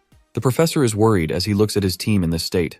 The top layer of the enemy team starts to get more confident as he realizes that Team UDK is playing poorly. This overconfidence causes him his life as Force uses this opportunity to kill him in the lane. Back to the present time, both Carrie and Needless are still arguing over the game. To shut them up, Force makes a loud noise and tells them that blaming each other won't do any good. He refers to Needless and mentions that Ark wasn't able to play properly since he was giving him too many orders. He asks him if he is playing a team game or limit testing his teammates. Force yells at both of them for fighting about the game when they are the most problematic ones. Meanwhile, Janie and Ark watch him in shock since they have never seen him talking like this. Force asks both of them to reflect on their mistakes, and the meeting ends. Noah lays on his bed later and wonders if their team is going to be alright. He shares it with Hans, who didn't expect his team to be doing this bad internally since they were winning. He tells him that stressing about it won't do him any good. A team is like 5 fingers of the hand. If you want to perform any action with the hand, all 5 of your fingers need to be well coordinated. If one finger of the hand starts acting on its own, the hand will still be usable. He advises him to give it some time and assures him that things will get better on their own. Han then asks him if it is really okay for him to reveal secrets about his team since they are both on different teams. Ark quickly realizes his mistake and tells him that his team will recover by the time they will face them. As they talk, he notices that he looks a bit worried. He asks him if it is related to Haruru. Han tells him that everything else is going well, but he thinks that he may be the problem. They had promised to not look for her in real life, but he was starting to get curious about her. At this moment, Ark realizes that my man has actually fallen for her. During this time, Carrie is busy practicing with drop monsters. She finishes them off with a tornado kick and remembers how she lost to some side characters in her match against the Metal Sharks. She doesn't want to accept that they have better control than her, because if she is not the best in control, then there is no reason for her to be in UDK. She is visibly stressed as she walks out of training. While walking out, she notices an ID on the ground. A girl is walking in front of her, so she assumes that it belongs to her. The girl turns back and is shocked to see her. She immediately starts typing on her phone and asks her if she is Carrie from Team UDK. After she confirms it, the girl gets excited and tells her that she is a huge fan. She even asks for an autograph. The two of them sit together on a nearby bench while the girl offers her a drink. She tells him that it is for returning her student ID. It appears that the girl can't talk, so she has to use her phone to communicate. Carrie feels awkward since this is the first time she has been approached by a fan. She asks the girl for her name since she is also in her first year. The girl smiles and tells her that her name is Haruru. After getting her name, Carrie pauses for a bit and asks her if she watched her last game. She is talking about the match that they lost, but the girl asks her to cheer up since they have more matches coming up. She asked her if it was embarrassing to watch her play since she was literally the worst in the game. Moreover, she also fought with her senior and caused problems for the team. The girl looks at her with a smile and says that this is the reason she became her fan. She mentions that she always faces her opponents without hesitation no matter how strong they are. Even though she fails sometimes, this is what makes her charming. The girl truly thinks that she is amazing and can't help but cheer her on. Hearing this makes Carrie feel a bit better, and she lets out a smile. The girl then asks her if they really need a ranged damage dealer in the bot lane since she thinks that a melee fighter would be better suited for her playstyle. This makes her think since there is no restriction on a melee fighter being the damage dealer. She thanks Haruru for her idea. Carrie is curious, so she asks her why she has been talking to her using her phone. The girl tells her that it is a secret, so she can't discuss it with anyone else. Meanwhile, Ark is confused as he sits across the table with Needless. He wonders why he called him to meet. Needless to look at him and apologize for the previous match. He admits that he was anxious, so he made many mistakes. Noah tells him that it's fine. He reveals that the mid laner of Team Metal Sharks is his bully from school. He was the son of a prominent family while he was an orphan. There was no way for him to win against him in real life, so he entered a tournament in the virtual world and defeated him there. He may have lost to him this time, but the results are still to come. With this loss, their scores are tied. He tells Needless that he has also tied his scores with Loki since he was the rank 1 when he entered the academy. Ark assures him that they will win all of their remaining matches when they face Team MS again. Hearing this, Needless figures out why the professor advised him to talk to Ark about his problem. He is impressed by his mindset. Noah suddenly looks at his watch and realizes that it's time for his training. He invites Needless to train with him. He is surprised to see the training world and realizes that this is the reason why his laning is getting better. Ark sets up the dummy for him and uses the professor's data. Needless to himself that his reason for coming to the academy was to become a professional gamer, and the actual reason he wanted to become a professional gamer was to be like a faker. The dummy takes him by surprise and he realizes that it is much stronger than he thought. However, fighting it gives him a strange feeling. He asks Ark about the data for the dummy, and he reveals that the professor gave it to him. He does a few more practice rounds with the dummy and goes straight to the professor. He tells him that he knows the data in Ark's training dummy is from Faker, and asks him how he got his hands on it. He wants to know just how is his professor related to Faker. The professor asks him why he thinks that the dummy data is from Faker. Han has spent his entire life copying and analyzing Faker's moves, so he knows his playstyle more than anyone. After training with the dummy, he is confident that it is from Faker. After he disappeared, people tried buying his data but they failed because there was no one to sell. The professor gestures to him to keep quiet and says that he will tell him the truth if he promises to keep it a secret. After that, they call a meeting and the professor briefs them about their next opponents. He tells them that they can easily win this match if they just play their usual game. He also reminds them to focus on their communication and hopes to see some improvements in that area. Hearing this, all three teammates look at Carrie and Han wondering if they are going to be okay. Carrie raises her hand and asks the professor if she can play as a fighter in her next game. She explains that a range dealer doesn't suit her playstyle and she is not confident with her long-range accuracy. For this reason, she wants to switch to a melee fighter. This may put her at a disadvantage in the lane, but she thinks that this change will bring about her true talent. She doesn't want to hold her team back anymore. The professor realizes that she must have thought about this strategy on her own, so he permits it. He thinks that she will be able to play with a melee fighter using her impressive control. This makes Ark surprised, since Carrie bowed down in front of the professor despite having such a huge ego. Moreover, Needless doesn't have any problem with this change. They know that something is not right. We see a completely different form of Carrie in the game. She completely destroys the opponents in her lane and gets 5 kills during the start of the game. The commentator thinks that she will be the MVP for this game. The entire crowd along with Haruru is cheering for her. Among those cheers, there is one guy who is upset, and he doesn't want her to get all the limelight. As he is busy thinking, he realizes that the enemy mid laner is missing. He starts to panic and quickly informs his team. Needless tells him to calm down and says that he has found him. From this play, it seems like the old him is back. He looks up at the camera and wonders if the professor is watching him. He is the only one who knows that Professor Lee is actually Faker. Team UDK finishes the game off pretty easily with Carrie getting the MVP. IRK is glad that his team is finally back to normal, but he is also disappointed in himself for not contributing too much. He really wants to be the main character of their team. He wants to be able to use his synchro rate again. As he is walking, he gets called out by a blonde man sitting on the bench. The man is surprised to know that he doesn't recognize him despite being Han's friend. Hearing this, Ark figures out that he is probably Professor Baizan. He asks him what he is doing here and the professor tells him that he is waiting for him. He reveals that he has been wanting to talk to him about his synchro rate. The professor asks him if he wants to know how to use his synchro rate in a stable manner. This is a dream come true for Noah, so he immediately agrees to everything the professor says. The two of them meet with Professor Lee and talk to him about this matter. Professor Bison tells him that he has been waiting for 6 months since he asked him to wait until Ark's synchro rate stabilizes. Seeing how the protagonist was improving without using his synchro rate, the professor wanted to see how far he could go. He asks him why he wants to use his synchro rate. He is guessing that he wants to become the ace of his team, or wants to contribute more, but Noah tells him that he wants to use it because he wants to stand out more than Carrie. He doesn't like to feel like a side character. The professor realizes that he just wants some attention. Professor Bison assures him that he will take care of him and asks for his permission to commence the research. Professor Lee gives him permission but says that he won't be allowed to use it until he has mastered it. As he logs into the VR world, he finds himself in a lab with Professor Bison. The professor explains that he created this world to research his synchro rate. He even added specific functionalities to the world to help him in his research. The professor shows him a screen and informs him that he can also watch videos from his training. He wants to find out why the fluctuations in his synchro rate are so extreme compared to other players. He asks him what triggers him to increase his synchro rate. Ark thinks back and remembers his fight with King.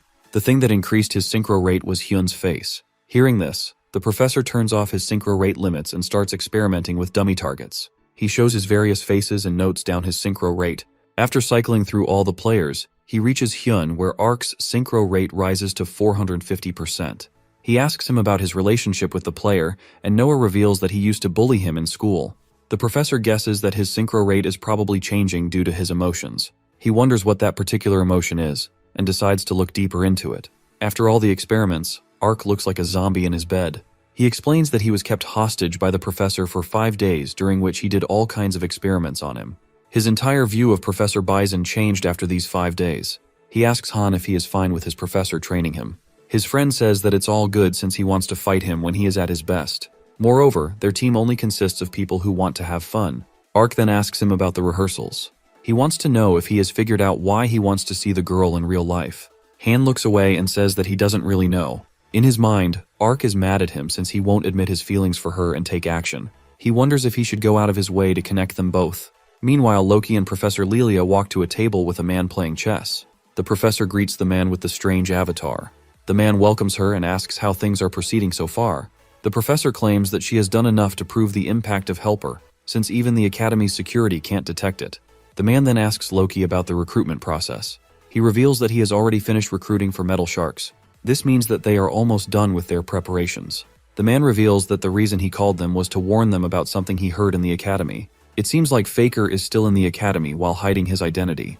He tells them to watch out for him since he can disrupt their plans. The plan will be carried out in 3 days during the Academy Festival.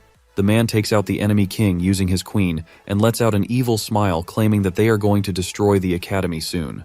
It is finally the day of the festival. Ark is excited to see all the colorful decorations and the people who are visiting the festival in the real world. He asks Han if he is going to perform today. He tells him that he still has some time left until their performance starts. He then points at a distance where Force is standing. Ark is surprised to see him in a stall and asks him what he is doing. He tells him that he is covering for one of his friends who had something come up. The protagonist tells him that his friend probably just got bored and bailed on his duty. Force then asks him if they want to get some battle balls. Ark is confused since this is his first time hearing that word. Force explains that these balls allow players to engage in a 1v1 battle. You can request an opponent to a duel by throwing a ball at them.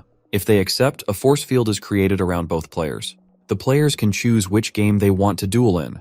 They can even wager stuff like their items to make it more interesting. As they are talking, they notice some players using the battle ball. Ark thinks that the battle balls seem like a problem since they cover too much space in the streets.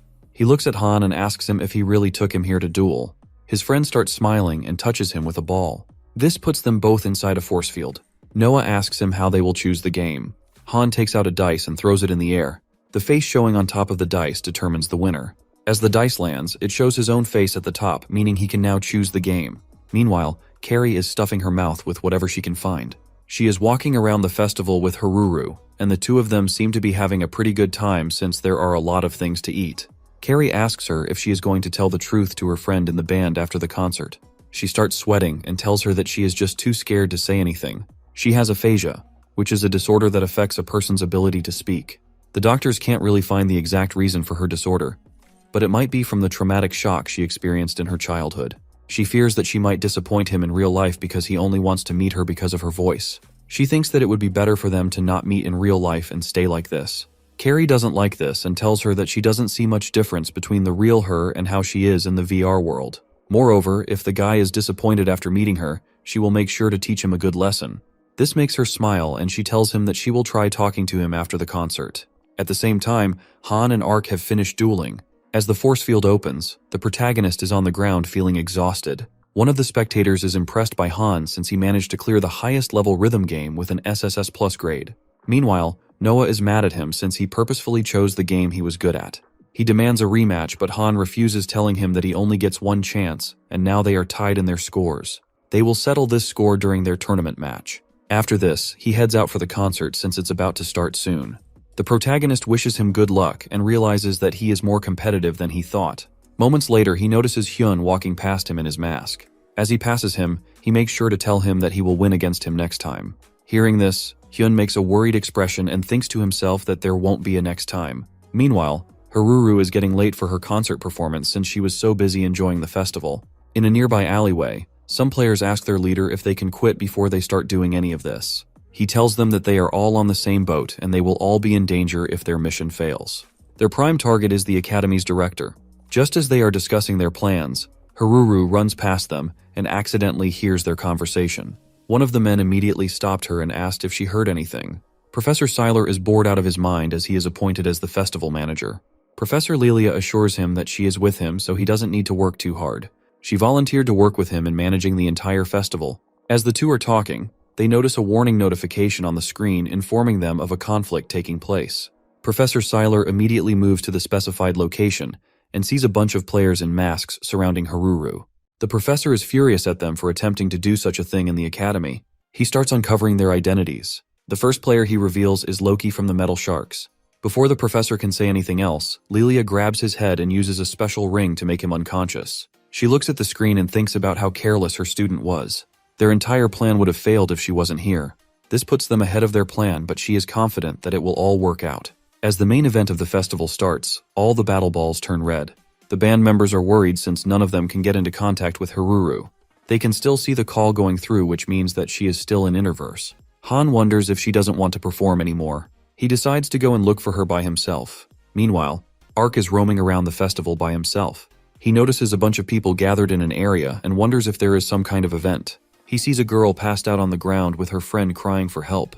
She explains that they just played a mini-game with the battle ball, and her friend had a seizure after the game ended. The players wonder if this is a bug in the Interverse. Some of them think that the girl is just doing some kind of street act. However, Ark can tell that something is definitely not right. Soon the players realize that they can't log out of Interverse either. As Ark is trying to figure out what is going on, he gets approached by a guy in a chicken mask who tries to touch him with a battle ball. At the same time, the academy director is being retrained to his chair in his flying castle. He tells Professor Lilia that he never expected her to do such a thing. She smiles and tells him that it was easy to get him into a checkmate. Moreover, the security of the academy is also pretty bad. The director laughs and tells her that it's because no one would dare try such a thing in the modern day. Since she has access to the administrative authority, she has disabled the logout functionality and made some changes to the system. All the games in the battle ball are changed to combat games, and the loser has to face a penalty. To make things more interesting, they increase the pain perception in this world to 100%. The director is shocked to hear this and asks her if she even knows what that can do. Professor Lilia tells him that if someone experiences the pain of dying in the VR world, their brain will register it as their real death and stop functioning in the real world. The director still can't understand why she is doing all of this, and she explains that she just wants to create chaos. Her men will start using battle balls on random people at the festival, and they can't lose since they are using the helper. If the festival has enough deaths, it will become an international issue. Their main event is the death of the academy director, also known as the Game Master. He is the person who has the authority over the entire Interverse system. She throws the crown off his head and tells him that this will be their guiding stone. The director pulls out his own ring and asks her if she really thought she could take him down this easily. A bright flash of light almost blinds her. As it fades, she notices the director free from his restraints and wearing a suit. He tells her that he didn't handle the entire professor's world administrative authorities without a backup plan. He then turns his ring towards her and tries to restrain her.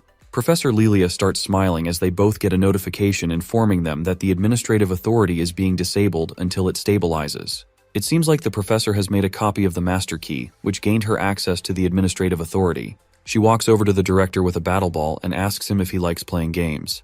The director asks her if she knows that she will also experience as much pain as him. Professor Lilia turns on her helper and tells him to get ready for a game of life and death. There was a person famous with the nickname God of Deduction. Even before VR gained widespread use, he was famous for never losing at strategic games like chess, Go, and shogi. This man was also known by many as the Game Master. He went on to become the director of the renowned Seongyang Academy. He knew exactly what was happening. Seeing the confidence of Professor Lilia, he knew she had something up her sleeve. It was unclear what she was planning, but he knew his chances of winning were low. The director knew he was in a checkmate and couldn't take care of the situation himself. Lilia looks at him and asks him what he is thinking about. She touches him with the ball, which starts the game.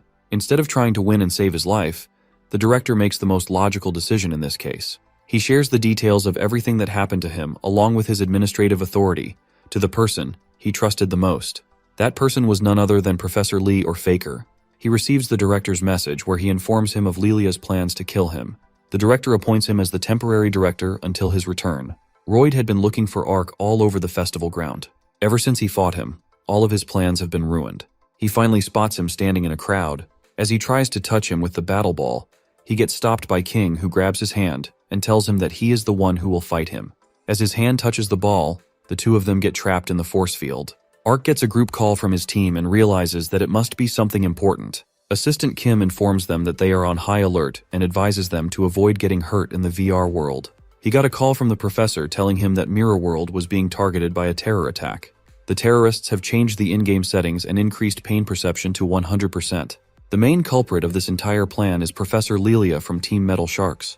According to his sources, the terrorists will start attacking normal people with the battle balls soon. Hearing this, Needless to wonder if Loki is also involved in all of this. He asks Kim about the professor, who tells him that he is taking care of something important. The professor checks all the exit gates to realize that they have been blocked. The only way to fix this is to reach the director's Sky Palace. Assistant Kim orders them to evacuate all people to the main plaza and hide for now. While on the call, Carrie tells him that she is already facing one of the terrorists. Hearing this, Assistant Kim warns her of fighting and advises her to run. She tries contacting Haruru, but she can't reach her. She starts preparing for a fight and tells the man to get ready if they hurt her friend. Meanwhile, Ark screams to everyone that there is an issue with the game world and they should all evacuate to the main plaza. He doesn't want to mention the increased pain level to avoid causing panic. He notices 2 players inside battle balls and asks both of them to avoid hurting each other. King hears this and realizes that something weird is going on in the world. Royd was just trying to hunt down anyone, but he met King by chance. He still remembers how he embarrassed him during the entrance exam and wants to take his revenge. He now has the helper with him, so he isn't afraid. He gets closer to him and challenges him to a fight. King is confused, so he stands silently wondering what the man wants with him.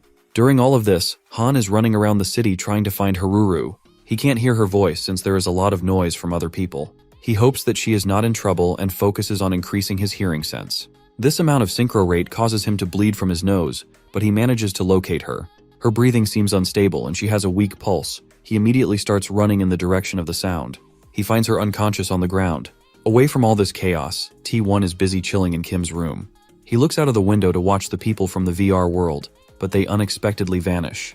The robot wonders if there is a problem with the connection. However, he soon realizes that it doesn't concern him, so he gets back to watching the drama. Meanwhile, Loki is sitting in the Mirror World's administration area overlooking everything. He didn't expect Professor Lilia to hunt for the director on her own. They have the administration in their control, so he thinks that they can easily take down the principal. Till now, it is all going according to their plan. He suddenly gets a notification about some players who are about to enter the room. The people arriving are Professor Sora and Professor Duncan. They have heard about Lilia's plan from the professor and are going to investigate the administration room. Before they can go in, Loki steps out wearing his rabbit mask and holding a battle ball in his hands. Professor Sora is an expert in martial arts, so he asks Professor Duncan to leave it to her and stabilize the administration area. Loki tells them that they can't enter the area of a battle ball, which means that he is going to block this corridor. Hearing this, Professor Sora confidently steps forward and tells the other professor not to worry since she will win. She has graduated from the academy with the top 1% marks. I have a feeling that she is going to lose badly. Han sits on the bench with Haruru, who still hasn't woken up. The snowman guy runs over to him and tells him that he just come here after meeting a guy. He is a crazy game addict who started throwing battle balls at people. To take him down, a team of academy seniors got together, but even that wasn't enough to stop him. He used his battle ball on all of them and destroyed them alone. All the seniors who lost to him went unconscious and aren't waking up. Han realizes that Haruru is in a similar situation, which means that she must have experienced something like that. As the snowman explains everything, Needless approaches him and asks if the guy is wearing a mask. The guy confirms it, which makes him believe that he is probably working for Professor Lilia. All the players start to panic as they hear that the masked man is forcing people to fight using the battle ball. In order for them to use the battle ball when the pain perception is at 100%, they must be confident in their victory. He wonders if the professor is just going to ignore all of this. Most importantly, he wants to know if Loki has anything to do with this. He calls him and asks for his location. Loki jokingly asks him if he wants to have fun with him at the festival.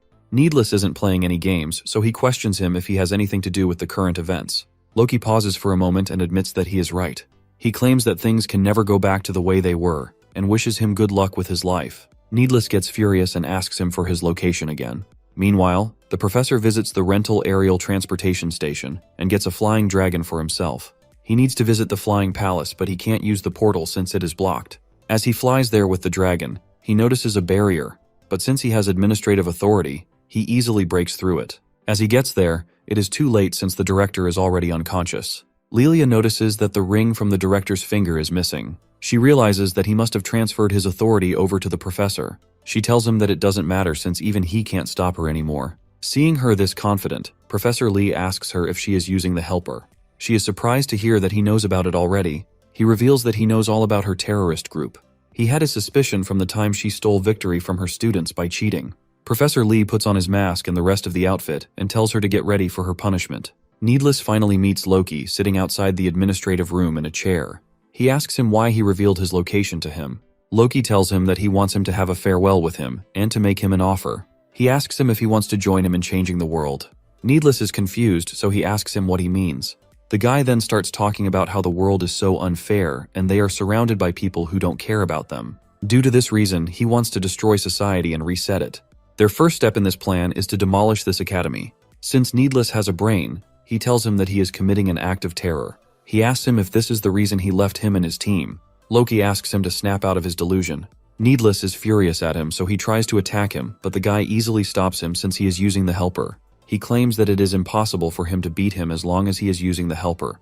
The pain settings in this world have also changed, so the more he struggles, the more he will suffer. His only option is to accept his offer. Needless too looks back at him and asks if he even considers him as a friend.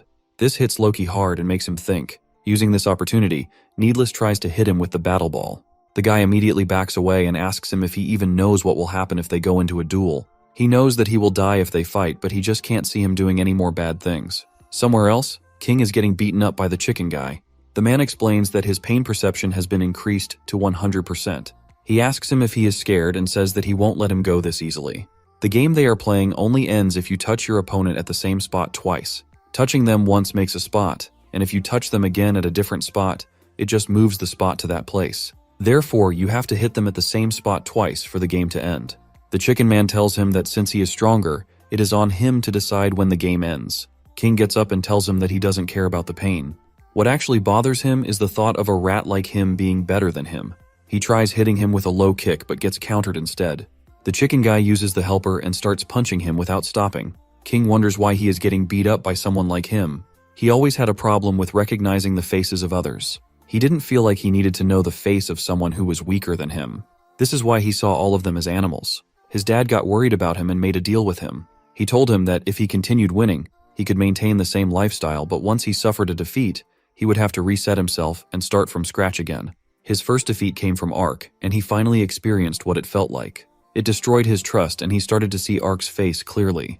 He wonders if he will be able to take his revenge if he resets himself. If that is the case, he is willing to reset himself no matter how many times he needs. He is willing to accept his opponent as his equal if this is what it takes for him to beat Ark. As he changes his mindset, he starts seeing the guy's face clearly and finds out that he is wearing a chicken mask. He admits that his opponent's martial arts is on a world-class level. This is the first time he is taking an interest in his opponent. He starts walking towards the chicken man and kicks him in the face, replicating the same kick he used on him earlier. The chicken guy realizes that he is copying his skills. He tries to end the game by hitting him in the same spot again, but King purposefully gets hit on the other side of his face. He wants him to keep going so he can continue to learn more from him. It seems like the tables have turned and it is the chicken man who is now scared. On a nearby street, Carrie is running away from another masked player who is trying to hit her with the battle ball. She already knows that the pain perception is at 100%, so she doesn't want to fight with that player. As she continues running, the rat stops chasing after her and says that she couldn't do much in the tournament, but she is good at running away. This was all she needed to hear. She hits the rat with a can of soda and asks her where she is going. As the player starts chasing after her, she runs away again. The two of them finally make it to the top of the stage. The player asks her if she is done running away. Carrie tells her that she is having a good day until she and her friends decide to ruin everything.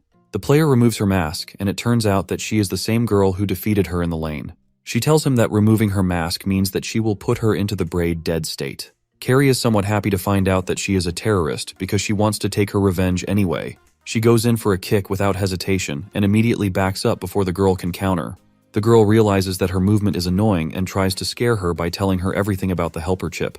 Yeah, revealing everything about your weapon to your opponent must be the best move here. After she is done explaining, she is surprised to see Carrie relieved instead of scared. She has finally found out that she lost because of the chip and not because her control was bad. Since the girl told her everything about helper, Carrie also starts to tell her about the place where she grew up. She says that it was a terrible place where they had to fight adults in order to survive. Coming from a place like that, experiencing pain is the least of her worries. As she charges at her, the girl starts to panic and leaves everything on the helper. However, even the helper can't help her as she gets pushed down the platform by Carrie. At the same time, the snowman guy notices the masked man who was attacking people earlier. The man is confronted by a tall, muscular guy who wants to defeat him and become a hero. Unfortunately for him, he did not have the dog in him, so he gets knocked out. The masked guy starts moving on towards his next target. He tells everyone to run away if they want to save their lives. Hearing this, everyone around him runs away. The man takes off his mask and it is revealed that he is Stad, who is also a member of Team Metal Sharks. As he is walking around with the battle ball in his hand, Han stops him and asks if he is the one responsible for putting Harura in this condition. The man knows her since he was with the group when they surrounded her.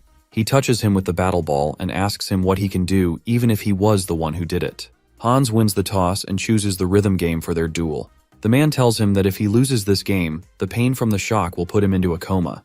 Without answering him, Han chooses the toughest song in the entire game. It is a song that no one has ever been able to finish, so the helper has no data on it.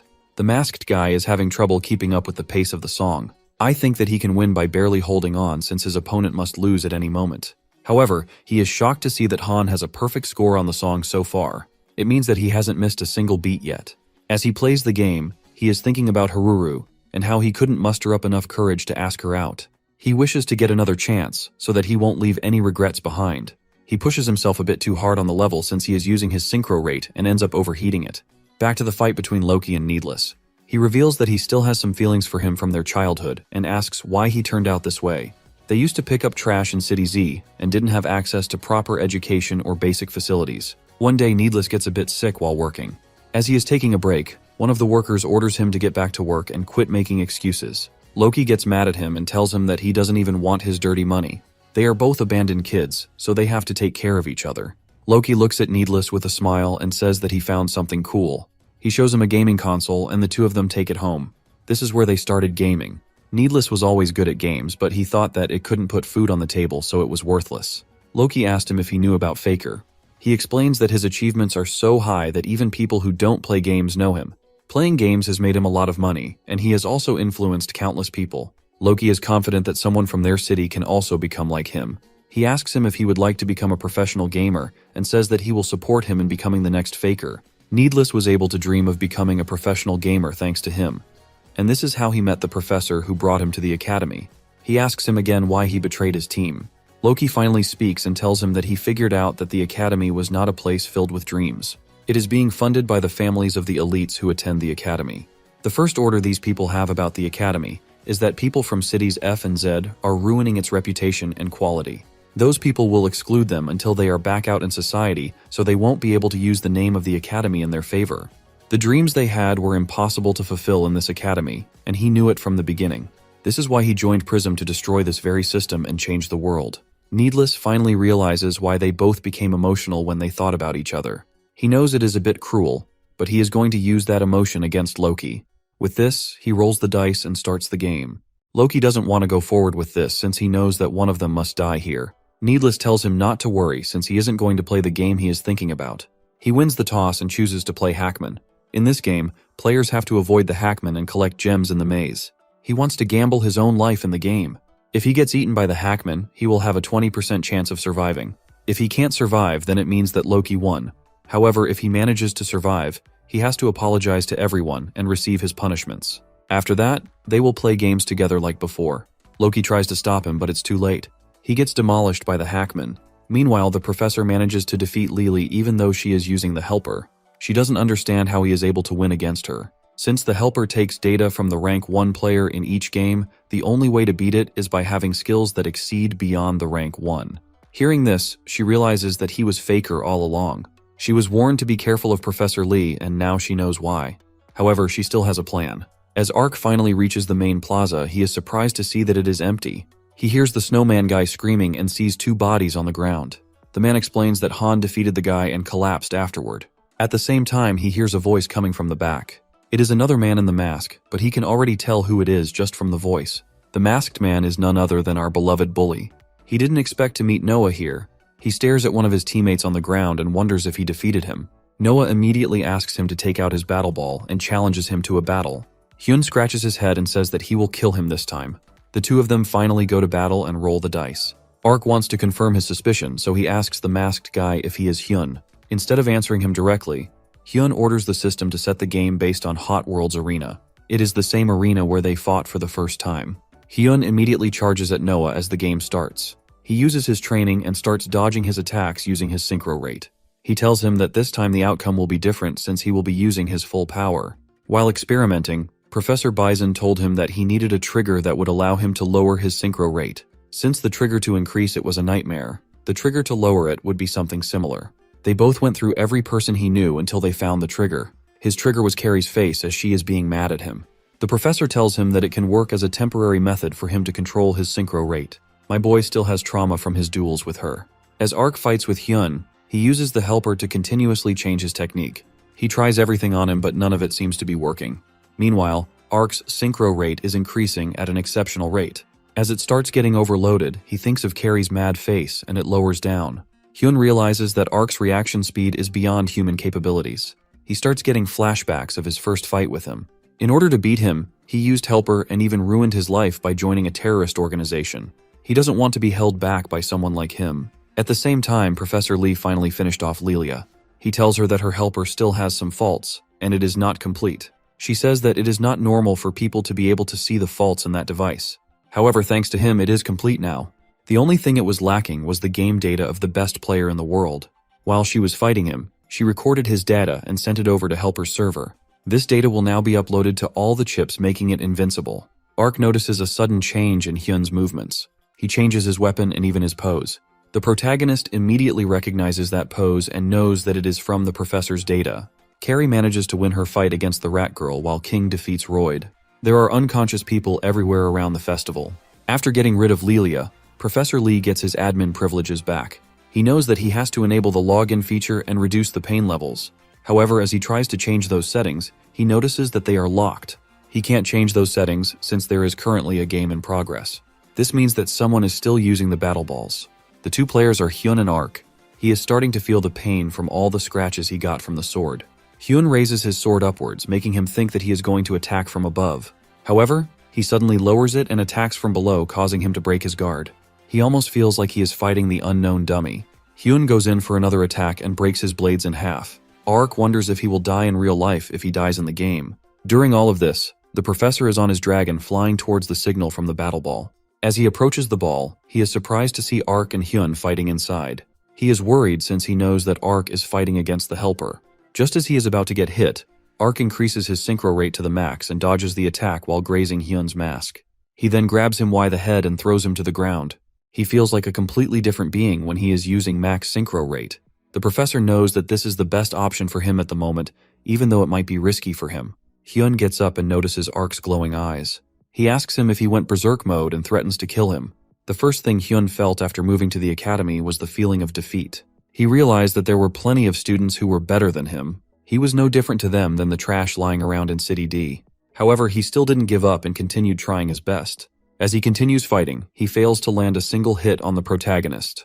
His helper begins to malfunction as it cannot search for any data better than Faker. This causes the chip to break.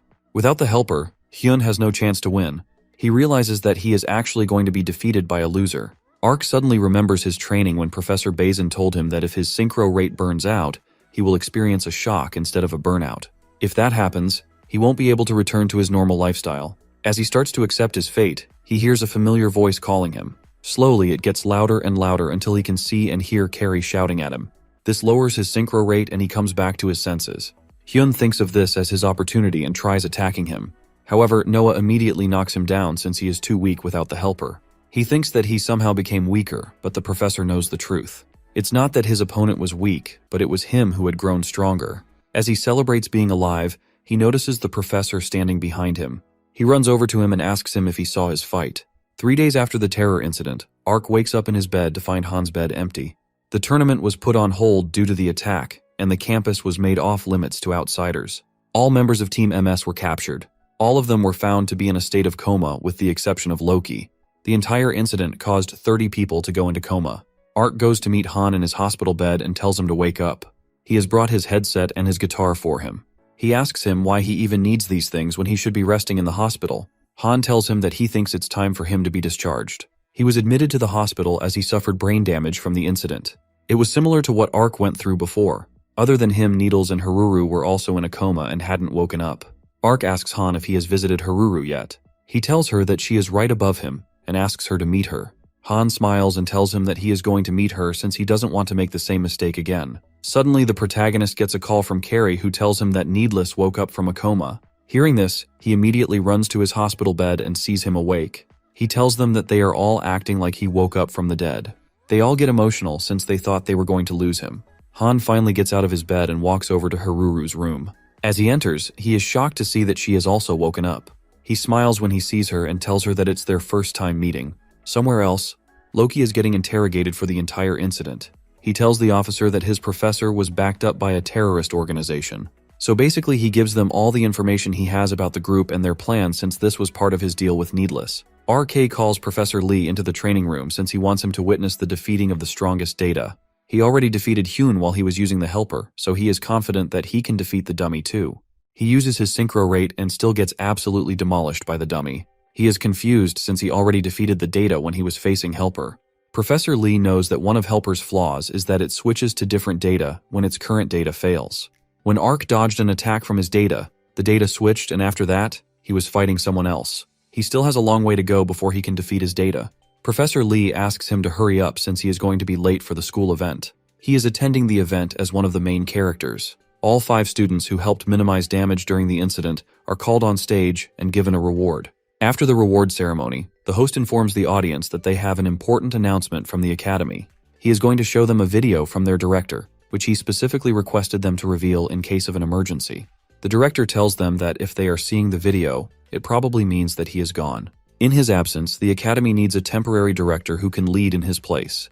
For this job, he appoints Faker as the academy director. He reveals that he is making Professor Lee the temporary director. This comes as a shock to everyone as they finally realize that the professor was Faker all along.